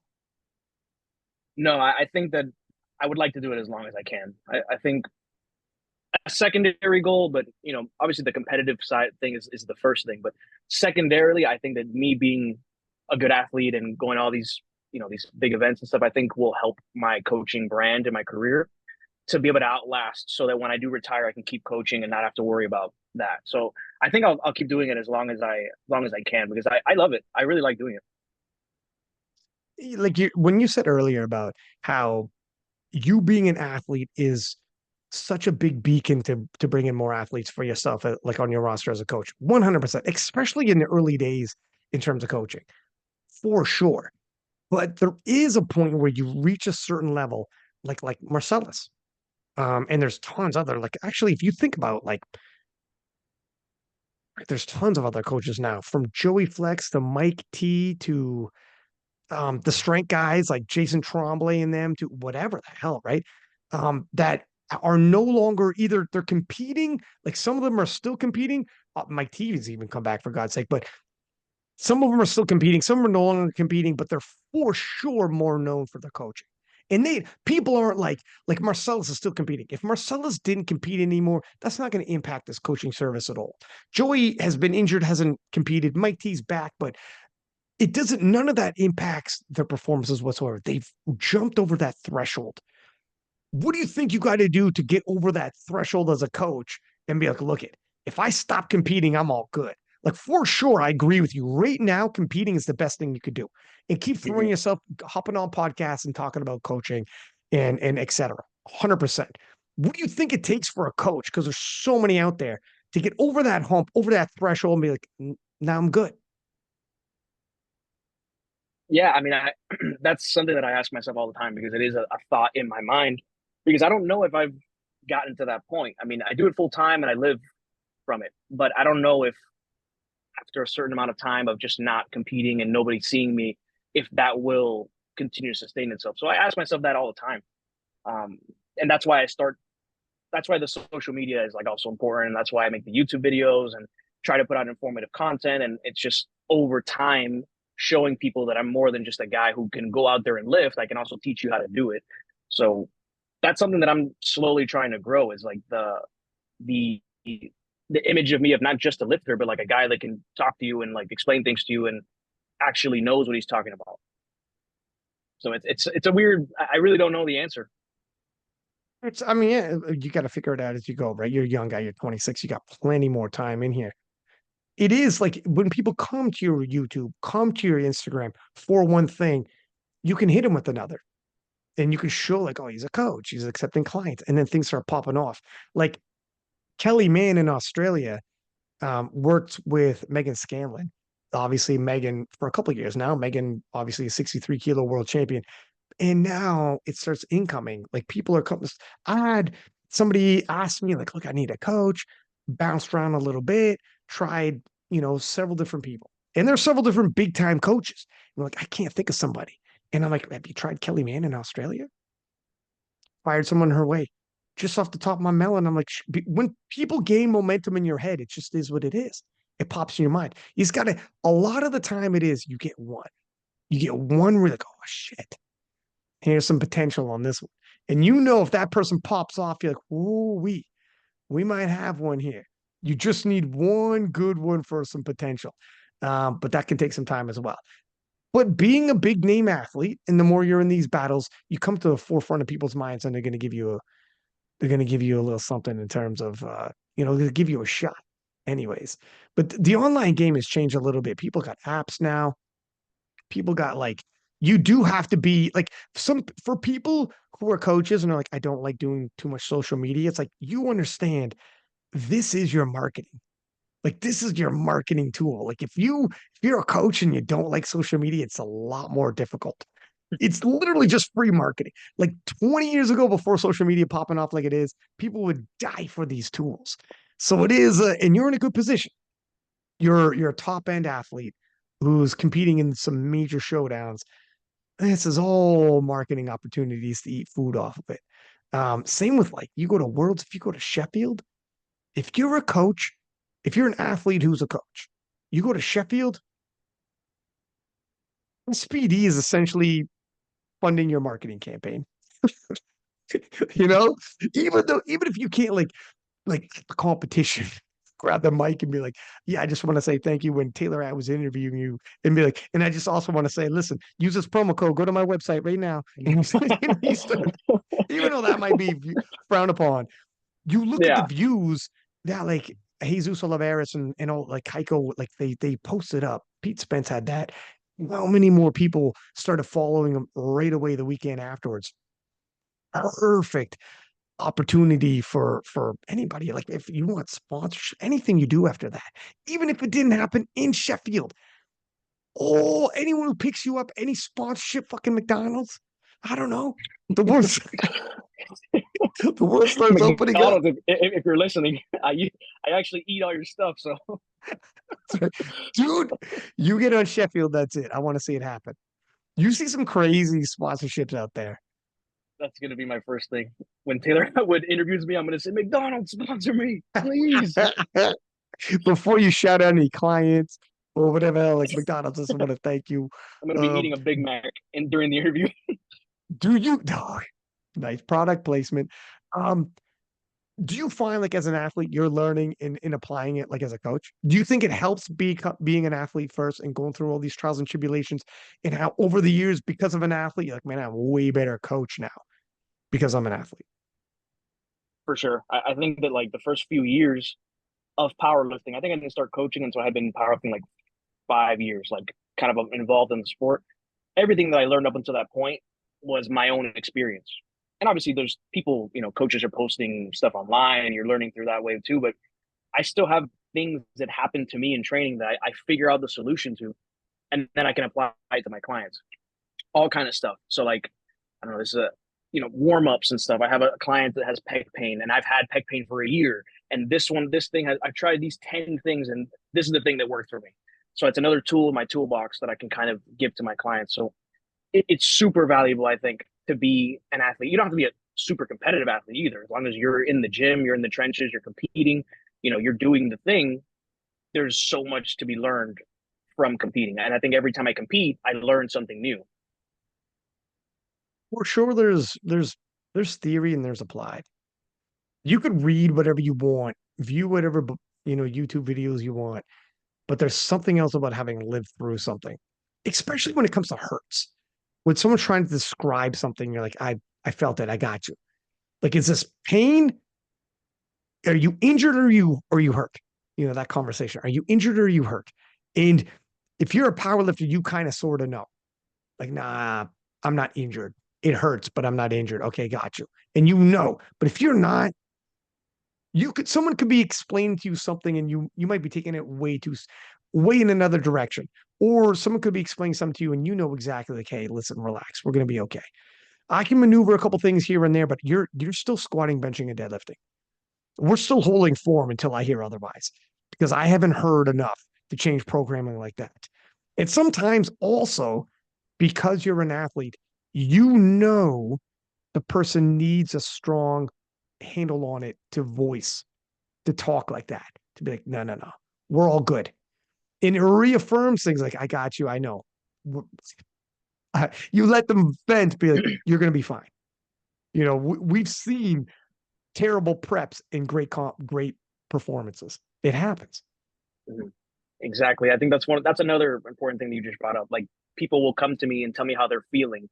I feel fatigued. I feel XYZ. And I can tell them from my own experience, not just as a coach, but I've lived that. I've had competitions that I come into it and I feel like crap and then I peak really well and I have a good performance, or I'm feeling a certain way at a certain point in the prep and you shouldn't be feeling like that yet. And I can kind of explain to them from like sometimes it's just enough to tell them, hey dude, I've done this 15 Mm. times. I've done it 15 times, and this is how it's worked for me, and it's going to work for you. I think in this way also, and sometimes that's enough to reassure people that like, oh yeah, that's right. He's done it himself. He knows what he's saying. It definitely, dude, it hits way different when someone's been through it and they're trying to give you advice. It's way different. Someone hasn't, even though, like, yeah, you don't have to have done it at the top end level. And to an extent, maybe the top end level people, I could picture somebody who's a world champion. And if you're a local level lifter, which is going to be like 90%, 99% of the people, and you're going to a world champion, it might be difficult even to be like, I fucking kind of feel embarrassed to say I'm nervous because everything he's been through or she's been through. Or, you'd be kind of sheepish to be like, or so you're not going to, or whatever it is. Like, if you say like I'm dealing with this injury or whatever, the world champion might come on. I don't know. I could see where that could be the case. So this is where like the relationship itself helps to like have worked with someone over time like that. And this is another thing where sometimes people don't stick with someone to. Have you had this where someone's with you and it's like it's going to take some time to figure it out? You're going to get newbie gains, then you're going to have some stalling out. It's actually not stalling out. It's comparative to your newbie gains going to feel like stalling out, but this is normal. Stick around. Let me start collecting data points because a lot of it is a lack of patience. For sure. I've had actually one of my best friends is one of my clients, and I've been coaching him for a while now. I want to say close to 2 years or something. And in the beginning, we started, he had a lot of progress. I mean, he wasn't really a beginner, but he was a beginner to my way of doing things. So, he made a lot of progress for a few months and then he just stalled out for like a long time. Like it was like a year. And that was like the hardest experience that I ever had as a coach was coaching him through that because I never had somebody that stalled out for that long. I've always been able to figure it out. And after a year of really like changing so many things and going back to other things that we finally came to a point where now he's making even more progress than he did then. And so that was like one of the biggest learning experiences for me is how, obviously he trusted me. He's one of my best friends. So he stuck with me through that whole time of not being able to figure it out. But that was one of the, greatest learning experiences for me because I never dealt with somebody that stalled out for that long. Good. Did you ever get to a point where you thought you're going to have that conversation and go, I want you to be happy, even if it's not with me? And he's I, like, are you breaking up with me? You're like, I, I think you need to see another guy. yeah, I think we need to I part ways. for yeah, I for sure. I mean, he's also one of my best friends, so I can have that conversation with him a little bit more loosely. But I told him, I said, look, if at a certain point you get tired of us trying to figure this out and not being able to, I would not feel bad if you went to somebody else, and I can recommend you people. Like before we got to that point, I actually talked to Marcellus, and I got on a call with him, and like he kind of gave me his ideas and stuff. So I'm not afraid to like reach out if I have a hard time figuring That's something good. out. I will talk to somebody. Obviously, Marcellus was my coach, so he was the easiest person to ask. But I've asked other coaches for advice when things were not going super well to get a different perspective. And I think that's also a useful thing is like having the community, having the network of being able to ask people that are smarter than you, or they don't even have to be smarter than you, but maybe they have just a slightly different experience and they can give you their experience. So that's what I did with him. I asked him like, what do you think I'm doing wrong here? Like, what do you think we should change? And then he gave me some ideas, and then we kind of worked off of that. So I think it's also good to like not be afraid to ask. Guarantee you, the day that you tell yourself you are either everything, so you don't have to ask someone else, or learn more, you're ready to start slipping. You're ready to be taken. And also, the day that you think that's other people's impression of you, so you won't because you don't want to fumble that impression. So you think people think I have all the answers, so I can't go ask someone else. Because if they found out I went and asked someone else, they'll think lower of me. You're about to be taken. You're about to lose your position. When you're actually open to start working with other people and bring people in and brainstorm, that's when you're gonna stay. That's when you're gonna stay and keep learning and you'll keep combating because people know like nah, he isn't gonna be, holed up in his room somewhere and be like, oh my God, I can't figure this out. So yeah, so like absolutely did the right thing. Dude, I don't know how it would be so difficult for me to have like a friend who you're like actually tight with in real life. And you're like, fuck. think we're gonna break up soon. And like it comes to that point, you were like, I don't know, bro. What do you want to do? And we're looking at each other like, I don't know, man. It's been the last few months have been tough. Yeah, it's been tough. Last few months have been tough. And he's like, I don't know. We got the summer coming up. We got the summer. Do you want to give it the summer? You're like, if things don't change this summer, like I think we're gonna do the summer.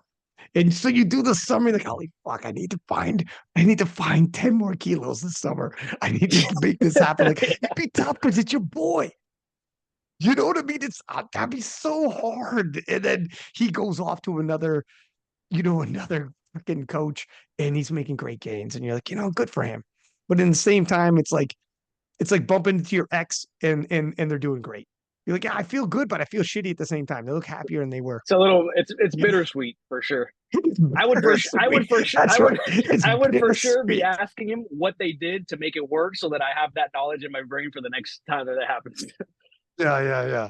Yeah, exactly. Well, it's true. Like at least gain something from it and be like, all right, Yeah. what happened there? How do you fix it? I think actually I asked Marcellus about this. He's like, it's gonna happen to everybody. And eventually you tell the person, if we don't get past this, exactly what you were saying, move on. It's not like it's just whatever. Maybe it's a me thing. Maybe I'm not figuring out. You figure it out with someone else. If you have that takes confidence to be able to do that, though. Talk about the confidence to be able to have that conversation and be like, yeah, maybe you maybe you got to move on. Doug, I don't know. I don't know how I'd be able to do it. To be It's tough. honest I with you, mean, yeah. Oh, I mean, I would ultimately, they're be like they're that paying on a you podcast. I'd be like that on a podcast, and I'd fucking hit that guy up with like 10 DMs, like, "Don't leave me, man. Give me." for the public I seen appearances. you like You'd his be like, post. I seen you like Marcellus's post. You son of a bitch. Give me six more. Give me 6 more weeks. One more training block. Right? that's pretty funny. I don't know. I I have couldn't a do. funny story about this same guy. He travels for work, right? So he was in he's been in Orlando lately, and he that's where Joe Bornstein lives, and that he trains in that gym that he's training at. And I Oh, remember that telling piece of him like, shit. Oh, I was that like, what a whore. He's a hoe. man, you're I don't gonna. like him. He's a hoe already. Did you tell him? I was, I was like, man, you're gonna go to Orlando. You're gonna come back, and you're gonna be working with Joe. Oh my god. Can you imagine? You're going through, you're like, what do you like 10 of his posts in the last fucking 2 days? What's going on here? What's going on here? He's I like, you feel like it's my noticed? You're like, girlfriend yeah, or I something. fucking noticed. How did I not notice? Of course I noticed. What's going on here? You got some explaining to do. Oh man. It's a it's a it's a tough business, man. But it is what it is. Here's another thing too, like talking to coaches. Eventually people move on, even the top end. You could have achieved world titles with people and you need fresh set of eyes. You could be with somebody, it's actually relatively rare that somebody is with someone from the beginning and rocket right till the end. It, and never once tell themselves, could a fresh set of eyes change? It's like I'm thinking off the top of my head. We got Taylor Atwood with the strength guys, Russ with Joey, like that are long standing. I'm not talking like for a few Mm-hmm. years. I mean, like people who've been at the top, like Russ from 2000 freaking like 17 was winning nationals, and Taylor from freaking I don't know like 1822, right? Um, but like it's not that common. Eventually, everyone is like, let's get some new eyes on this. But let's just see. You never know what's around the corner. I don't know. What are your thoughts on Yeah. it? Do you think like how do you feel? Because you've changed coaches here and there, and you've had good coaches, made progress with other Mm-hmm. coaches. What are your thoughts on it? I value the relationship, and I value the being with someone for a long time. I think it shows like commitment to the person and to the ultimately you're paying them for a service, right? But there is a lot of times there a relationship that you build with them, and I but I do think that like ultimately that service, like they have to be getting what they're paying for, and if they're not, I think it's fair to try something else as long as you're like cool and honest about it and not like secretly doing it. Like if you just like tell them, hey, look, I appreciate everything, but I think I need to go this other direction, which is how I've always done it when I've had to do it. I think it's fair. I give it an example, but like I worked with Sean for a long time for like 2.5 years, more than any other coach that I worked with, and I made a lot of progress. But there was some stuff that wasn't fully happy with. My bench had kind of stalled for a little bit, for like a year and a half, not a little bit, but I kind of exhausted my options, I thought, and then ultimately felt like that was the right decision, right? To switch coaches. It wasn't that he was a bad coach. It wasn't that, I made a ton of progress under him, but that was just what I felt was the right pivot for me at the time. So I think if you can stick around with one person for a long time, I respect that. But ultimately, you are trying to get a result, right? You're trying to get better. And if it's not working, you need to do what's better for you. You sometimes sound like Gavin Aiden sometimes, but it's true. He talks like that where he's like, life is short. Like your career is even shorter. You need to maximize it. Like in terms of like loyalty. All right, when you're 65, are you still going to know everybody? Are you still maybe, maybe not, huh? But I guarantee you're going to look back. Like I don't even remember who coached me during certain preps. At this point, dog, in my 40s, I'm like, I don't even remember necessarily when I was in my 20s who's coaching me for certain. I can't even get it straight. Who cares? You got to, but your physical prime is only so long. You got to maximize it. So in terms of like loyalty, it's good, but because you can become, here's the thing, you can become friends with them. So you feel loyalty to your friends, man. I got boys that I've been boys with since I was like a kid, and we're still boys to this day. I get loyalty, I get that, but this isn't. Your coach is actually a business relationship, so it gets tough when there's both, and people talk like both, and I kind of respect it when people talk about loyalty when it comes to coaching and whatnot. Kind of respect it, but at the same time, you sometimes have to make hard decisions, and even if everything's relatively good, you're asking yourself, is it full potential though? Like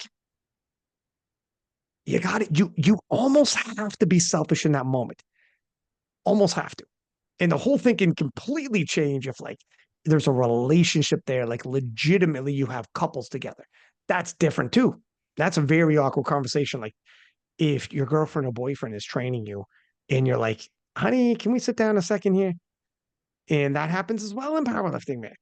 Or if you break up, are they still coaching you? Very difficult. Very dude, it's all difficult scenarios. I don't Yeah. know. I don't know. I that's why I think if I was I'm a relationship type guy. When it comes to like coaching, dude, that'd be tough. That'd be tough because it doesn't feel businessy sometimes. It feels kind Yeah. of like a friendship. Yeah. The times that I had switched coaches, it came with like a lot of stress and a lot of thinking and a lot of like, am I doing the right thing? And then sometimes you start to think about the other person too much, which like I mean, you want to do things right and respectfully and not hurt anybody's feelings, but it's like you're saying, it's like you have to make the best decision for yourself. Like you're paying them to do something, and if it's not happening, then at the end of the day, you can only stick around for so long. What do you think you're gonna? What are your goals in your career besides winning a world title? Are we talking like you want to run a reign on this, create a dynasty? Are you talking, I want to hit a like Gavin Aiden? The reason why, because when I threw a Gavin in there, he's like, I just want to win one, but he has like goals like moving on. He doesn't want to stick around for too long. And some people like that because it is all encompassing. What do you see yourself doing? What do you want to accomplish in this? Including coaching. Piggyback those together. Mm-hmm. So for sure, national title, world title. After that, I would like to have the biggest total of all time or at least currently. So like, have the 865 of that time, whatever that number is, and be for a period of time the best lifter in the world in my weight class. Those are kind of the biggest accolades that I could achieve. And then beyond that, I probably will keep powerlifting as long, like I said, as long as I'm in the conversation, as long as I think that I could potentially win or stay at that position. If I win and then I get second the next year, I'm not going to leave right away. I'm gonna come back and try to win that again. But if I'll just keep doing it for as many years as I can and still be at that level. When I start to kind of drop off, that's probably when I kind of exit the sport. And then with coaching, I want to continue to grow it so that beyond my athletic career, when I'm done, I want to I want to continue to do that and not have to worry about retaining my clients and having my brand continue to grow. Um, yeah, I mean, I'm already doing it full time. I already live from it, but I have, I want to make double what I'm making now. Let's say have double the amount of clients and say Marcellus has, I mean, he talks about it all the time, but at like 80 or 90 clients or something crazy like that. I kind of stick within 40 to 50. So I think getting closer to that 80 clients mark, I think will probably be where I'm like fully capped. So that's kind of my athletic career in a nutshell, and then what I want to do with coaching. It's I mean, it gets when you get up to 80, it's a whole nother level of sacrifice, discipline. Sometimes you got to work Saturdays because you work for yourself. So if it's like, wow, if some of these people are peaking and coming up to competitions, a lot of them all at once clustered, you're like, oh man, I'm going to be working. If you got to work Saturday, Sunday, that's the type of thing that Marcellus would be like, I got to work Saturday, Sundays now. You got to be careful when you take all that type of clientele, and unless you Yeah, want to like shed, if you take on that much, you're like, oh, shit, I should shed some. That's a tough one too. Or you just leave it so in natural attrition, but like it take a yeah, while. yeah. Now that you said that, that's honestly something that I have thought about. I would like to get to the point where if I lose a client, there's a wait list and I can just throw somebody back in on the roster. Like that would be a cool goal. Like when I came to Marcellus, I asked him, I was like, I asked, hey, like, are you taking clients? Would you be able to coach me? And he was like, he kind of gave me like an answer, like, I might be capped. I'm not sure. I'll let you know. I have like one spot left. And I was like, oh, okay. So like, I want to be at that point where I can do that, and for it to be like a real thing, obviously. Yeah, no, dog, you can always do that. Just might not be. It might not be true. You Can you always imagine? we play hard to get, man. That's just game. You know what I'm saying? But you want it to be true. I got you. I follow Yeah, you. yeah. Yeah, yeah. No, all right, my man. Do you want to play a little round of the name game? I say your name. You tell me either first thing off the top of the head. It could be a word, name, date, a story, whatever thoughts. There's no right and wrong answers to this. But we'll throw it out here. We'll do a lot of 83 kilos, obviously, for obvious reasons. Sure. But here's the first one, sir. Russell or he. Easy. He's the goat. Jurins King. The I don't know. I mean, I want to say something about his age because it's like he's been in the game for a long time and you know someone that maybe I don't know. He kind of not came out of nowhere. He's been there for a long time, but like finally got what he was looking for. He's for sure a late bloomer. Like you would have thought that That's a good because one. he's been in the game and in the game for so long at world title, he was at 2018 World Championship. He's been at World Championships for so long. And because of his age, you would think he had reached his peak. And we'd seen the best of him already. So there's no more left to reveal. And then boom, 2024 happens. You know, it's a good story, man. You don't it's rare in sports, period, where you're like it's not like 35-year-old can emerge, but he's been around. He's not emerging. It's Jurins. He's been around.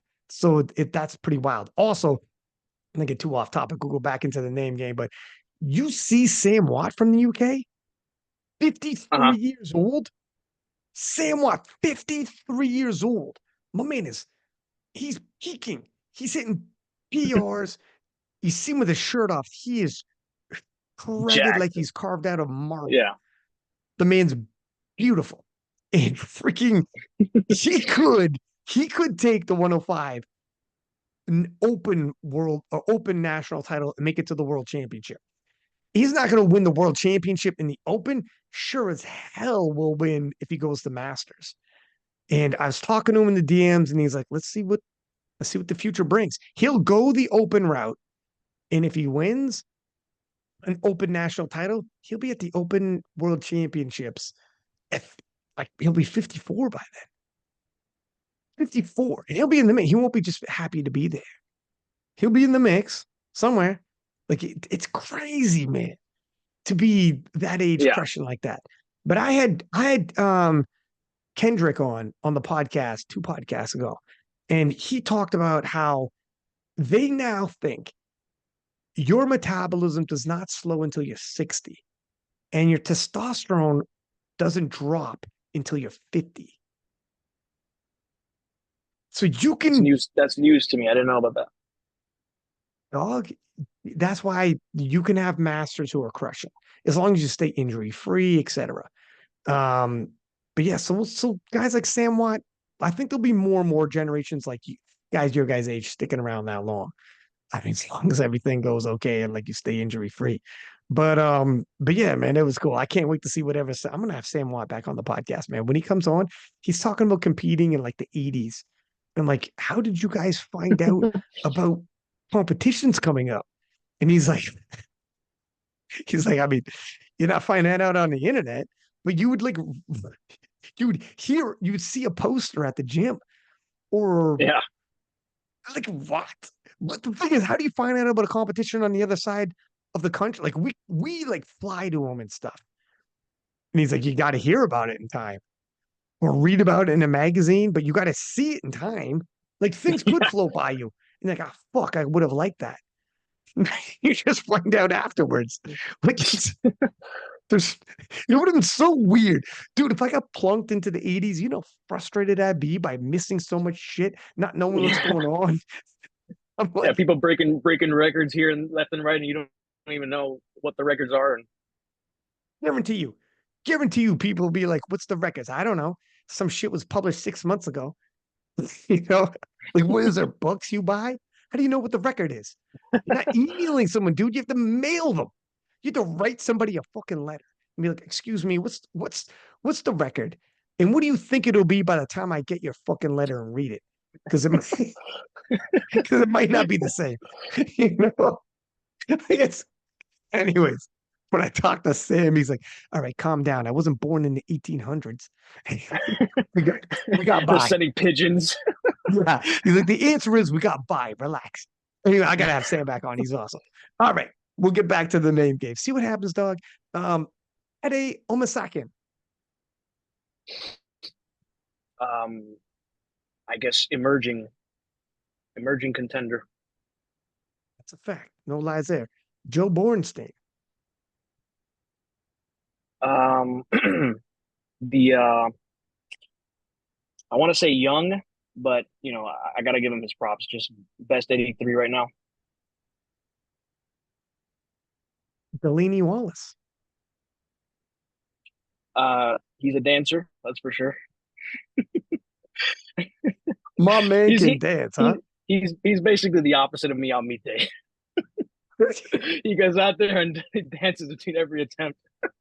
Dog, can you imagine? You're like, I need that fucking McDonald's sponsorship. I'm gonna try something different. And you start doing some, people will be like, oh God, no, Chris, this isn't how you do it. This isn't don't dance Go out for the there, chicken.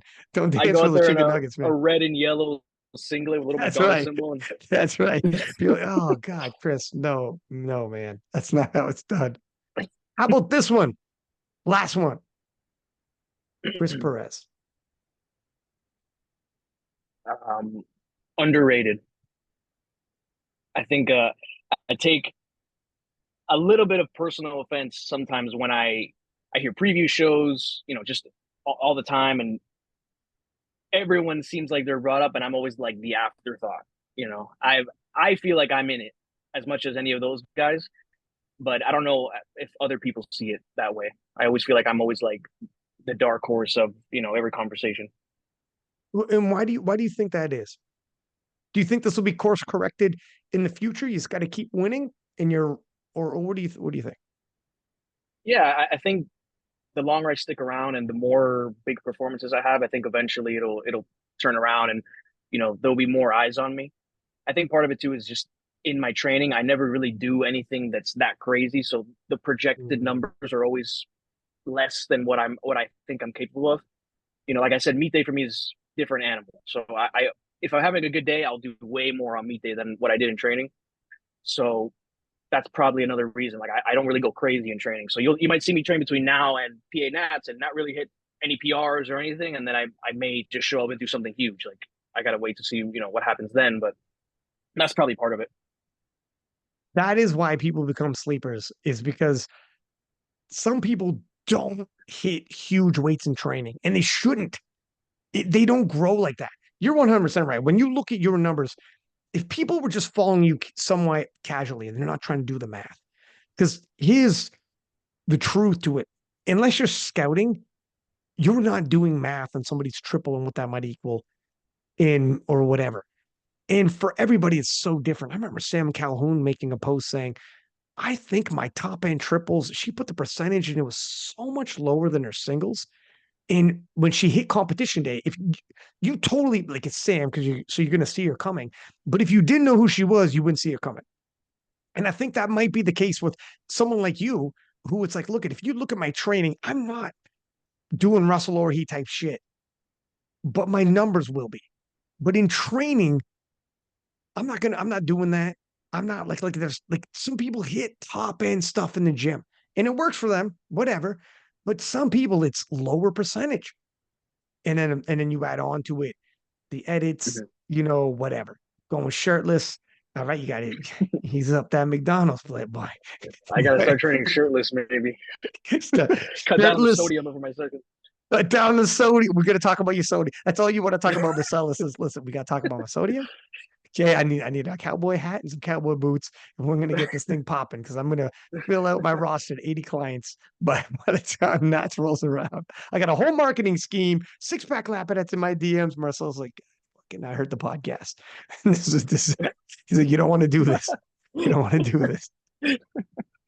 But but it is true though. Like some lifters, it just doesn't behoove them to go heavy. I wonder, like, what do you think?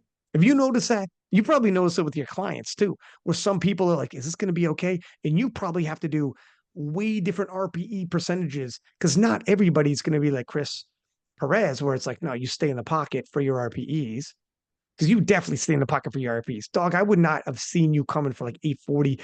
You'd be so difficult to see coming. And casual people following powerlifting are finding it when they find you very calm, cool, collected in your videos, not hitting top end, not like what you're actually capable of, they would never know. They wouldn't be like, holy shit. Do you find that with your clients? Do you have to like Yeah, yeah. It's everyone's different, so it just depends, right? I think some people you let them go. Some people you got to let the loose, let the let the rope loose, and you got to let them go a little bit because mm, that's how they get that enjoyment. And you got to every once in a while just like let them, do their thing as long as it's programmed properly. But some people they don't need that mentally and physically. Maybe it beats them up too much, or it's just after the fact they're kind of hurting for a while. They're too fatigued. So you pull them back. I have a lot of people that I pick their loads for them. I give them percentage ranges to make sure they're not doing that. And then there's some people that I kind of tell them, hey, as long as you hit it, I'm happy. Like just go ahead and go for it on this day. So it just depends on the person. I'm always going to do better in the pocket when training. When I try to push it too hard, it's like I'll hit something that is like way under my best, and it'll be super hard, and it's like this wasn't the right time. Like why did I do this? really? Yeah, that can do the opposite. It can rattle your confidence. You're like, holy Yeah, shit, what am I doing? I'm not ready. This is, it does the total opposite. yeah. If It's you just look at my last two blocks, it's like you would not think that I'm totaling what I'm totaling because it's just like I hit 800 kilos 2 blocks ago, and it was really hard. So it's just the way it is. Like I just take time to like build momentum, and then obviously when I'm competing, it's just different. It's just different. yeah, it is what it is, man. Listen, let everybody know how to get a hold of you for coaching. Sure. So Instagram is the main way. At Chris Perez PL, you can DM me, or you can send me an email, chrispereztraining@gmail.com. Everybody does the social media. When people go into like, I got to get a website. I'm like, you don't got to do none of that. To be honest with you, like, I don't know who goes to websites anymore, but like you can do a website if you want, but it might be a whole lot of work and money that you really don't need to do. People are just going to come through. I've had people come on here and be like, yeah, I had a website. Nobody gives a shit. Everyone's going through my DMs anyways. Yeah. It's like, why am I paying to keep the Yeah. website going? Yeah. What's funny is I have one. It's like $20 a month or something, and I have it Fair. just to have it, just in case. But Sure. people come to me and DM me, and they'll just ask me questions that are it's all on the website, but they just asked me, and I'm like, I know you didn't go to the website, and that's fine. But like, like I Yeah, just know that they did not go through the website. for sure. And the thing is too, you can't be like, well, here's my website. You gotta do the back and forth. This part of sales. When you Yeah, divert yeah, someone, there's like 50-50 they're coming back to you. it's Never too much divert. work for If you them. got Yeah, the hardest part is creating the engagement. Once you got that, you keep going right till the sale is over. You don't like yeah, divert to somewhere else and be whatever. I get it. But it is probably like whenever you get those questions, like, God, there's my website. You're like, yeah. that's what I'm It's blogging all every there. week and no one's reading it. Like, look at my life. But anyways, man, listen, thank you for coming on the podcast. Much appreciated. Good luck with everything. I'm sure I'll see you at P. Is PA Nats the next one then for you? Yep. Perfect, man. Next one. Well, you'll be right back in the mix. Talk about an exciting PA Nats, man. It's gonna talk about. I Yeah, mean, if you could only have an out of body experience and watch this, it's it's gonna be I it's gonna be I crazy. can't wait. I can't wait to see it. We'll see what Russ does at Sheffield. I'm almost for sure Russ won't show the PA Nats as well, unless he really thinks it's a good idea to do back to back and try to put up the biggest total possible to make it to Worlds. But that's a tough because Russ, he's not like Penna who does it too often. Not everybody could do that. You can get injured. Like your total can go down. For me, my total would probably just end up coming down. But like Gavin Aiden pulled it off and his total stuck. Um, I don't know. It depends. We'll see. It would be amazing if Russ showed up though, huh? Yeah, it would be. I mean, it'd be a second opportunity to compete against him. So, but I agree. I mean, especially when he cuts and stuff. So I don't know how much he'd be able to retain that close. If it was me, I don't even cut. I might as well not even show up. Like there's no like I'm not gonna hit anything respectable. Really? Some people's nervous system just don't bounce back like that. Well, yeah, I guess in your training, you don't like your lower RPEs. So to go all out would probably impact you greatly. Whereas Penna freaking drops the hammer every session. Yeah, he's grinding out, maxing out like crazy. If I did that, I would be like out of it for a while. I wouldn't be able to do that. He'd be retired 2 years ago. Yeah. Yeah. Exactly. All right, man. Well, thank you for coming on the podcast. Much appreciated. For everybody listening, as per usual, please do subscribe, give us high ratings, and until next time, six pack Lapadat, six up, and we are out.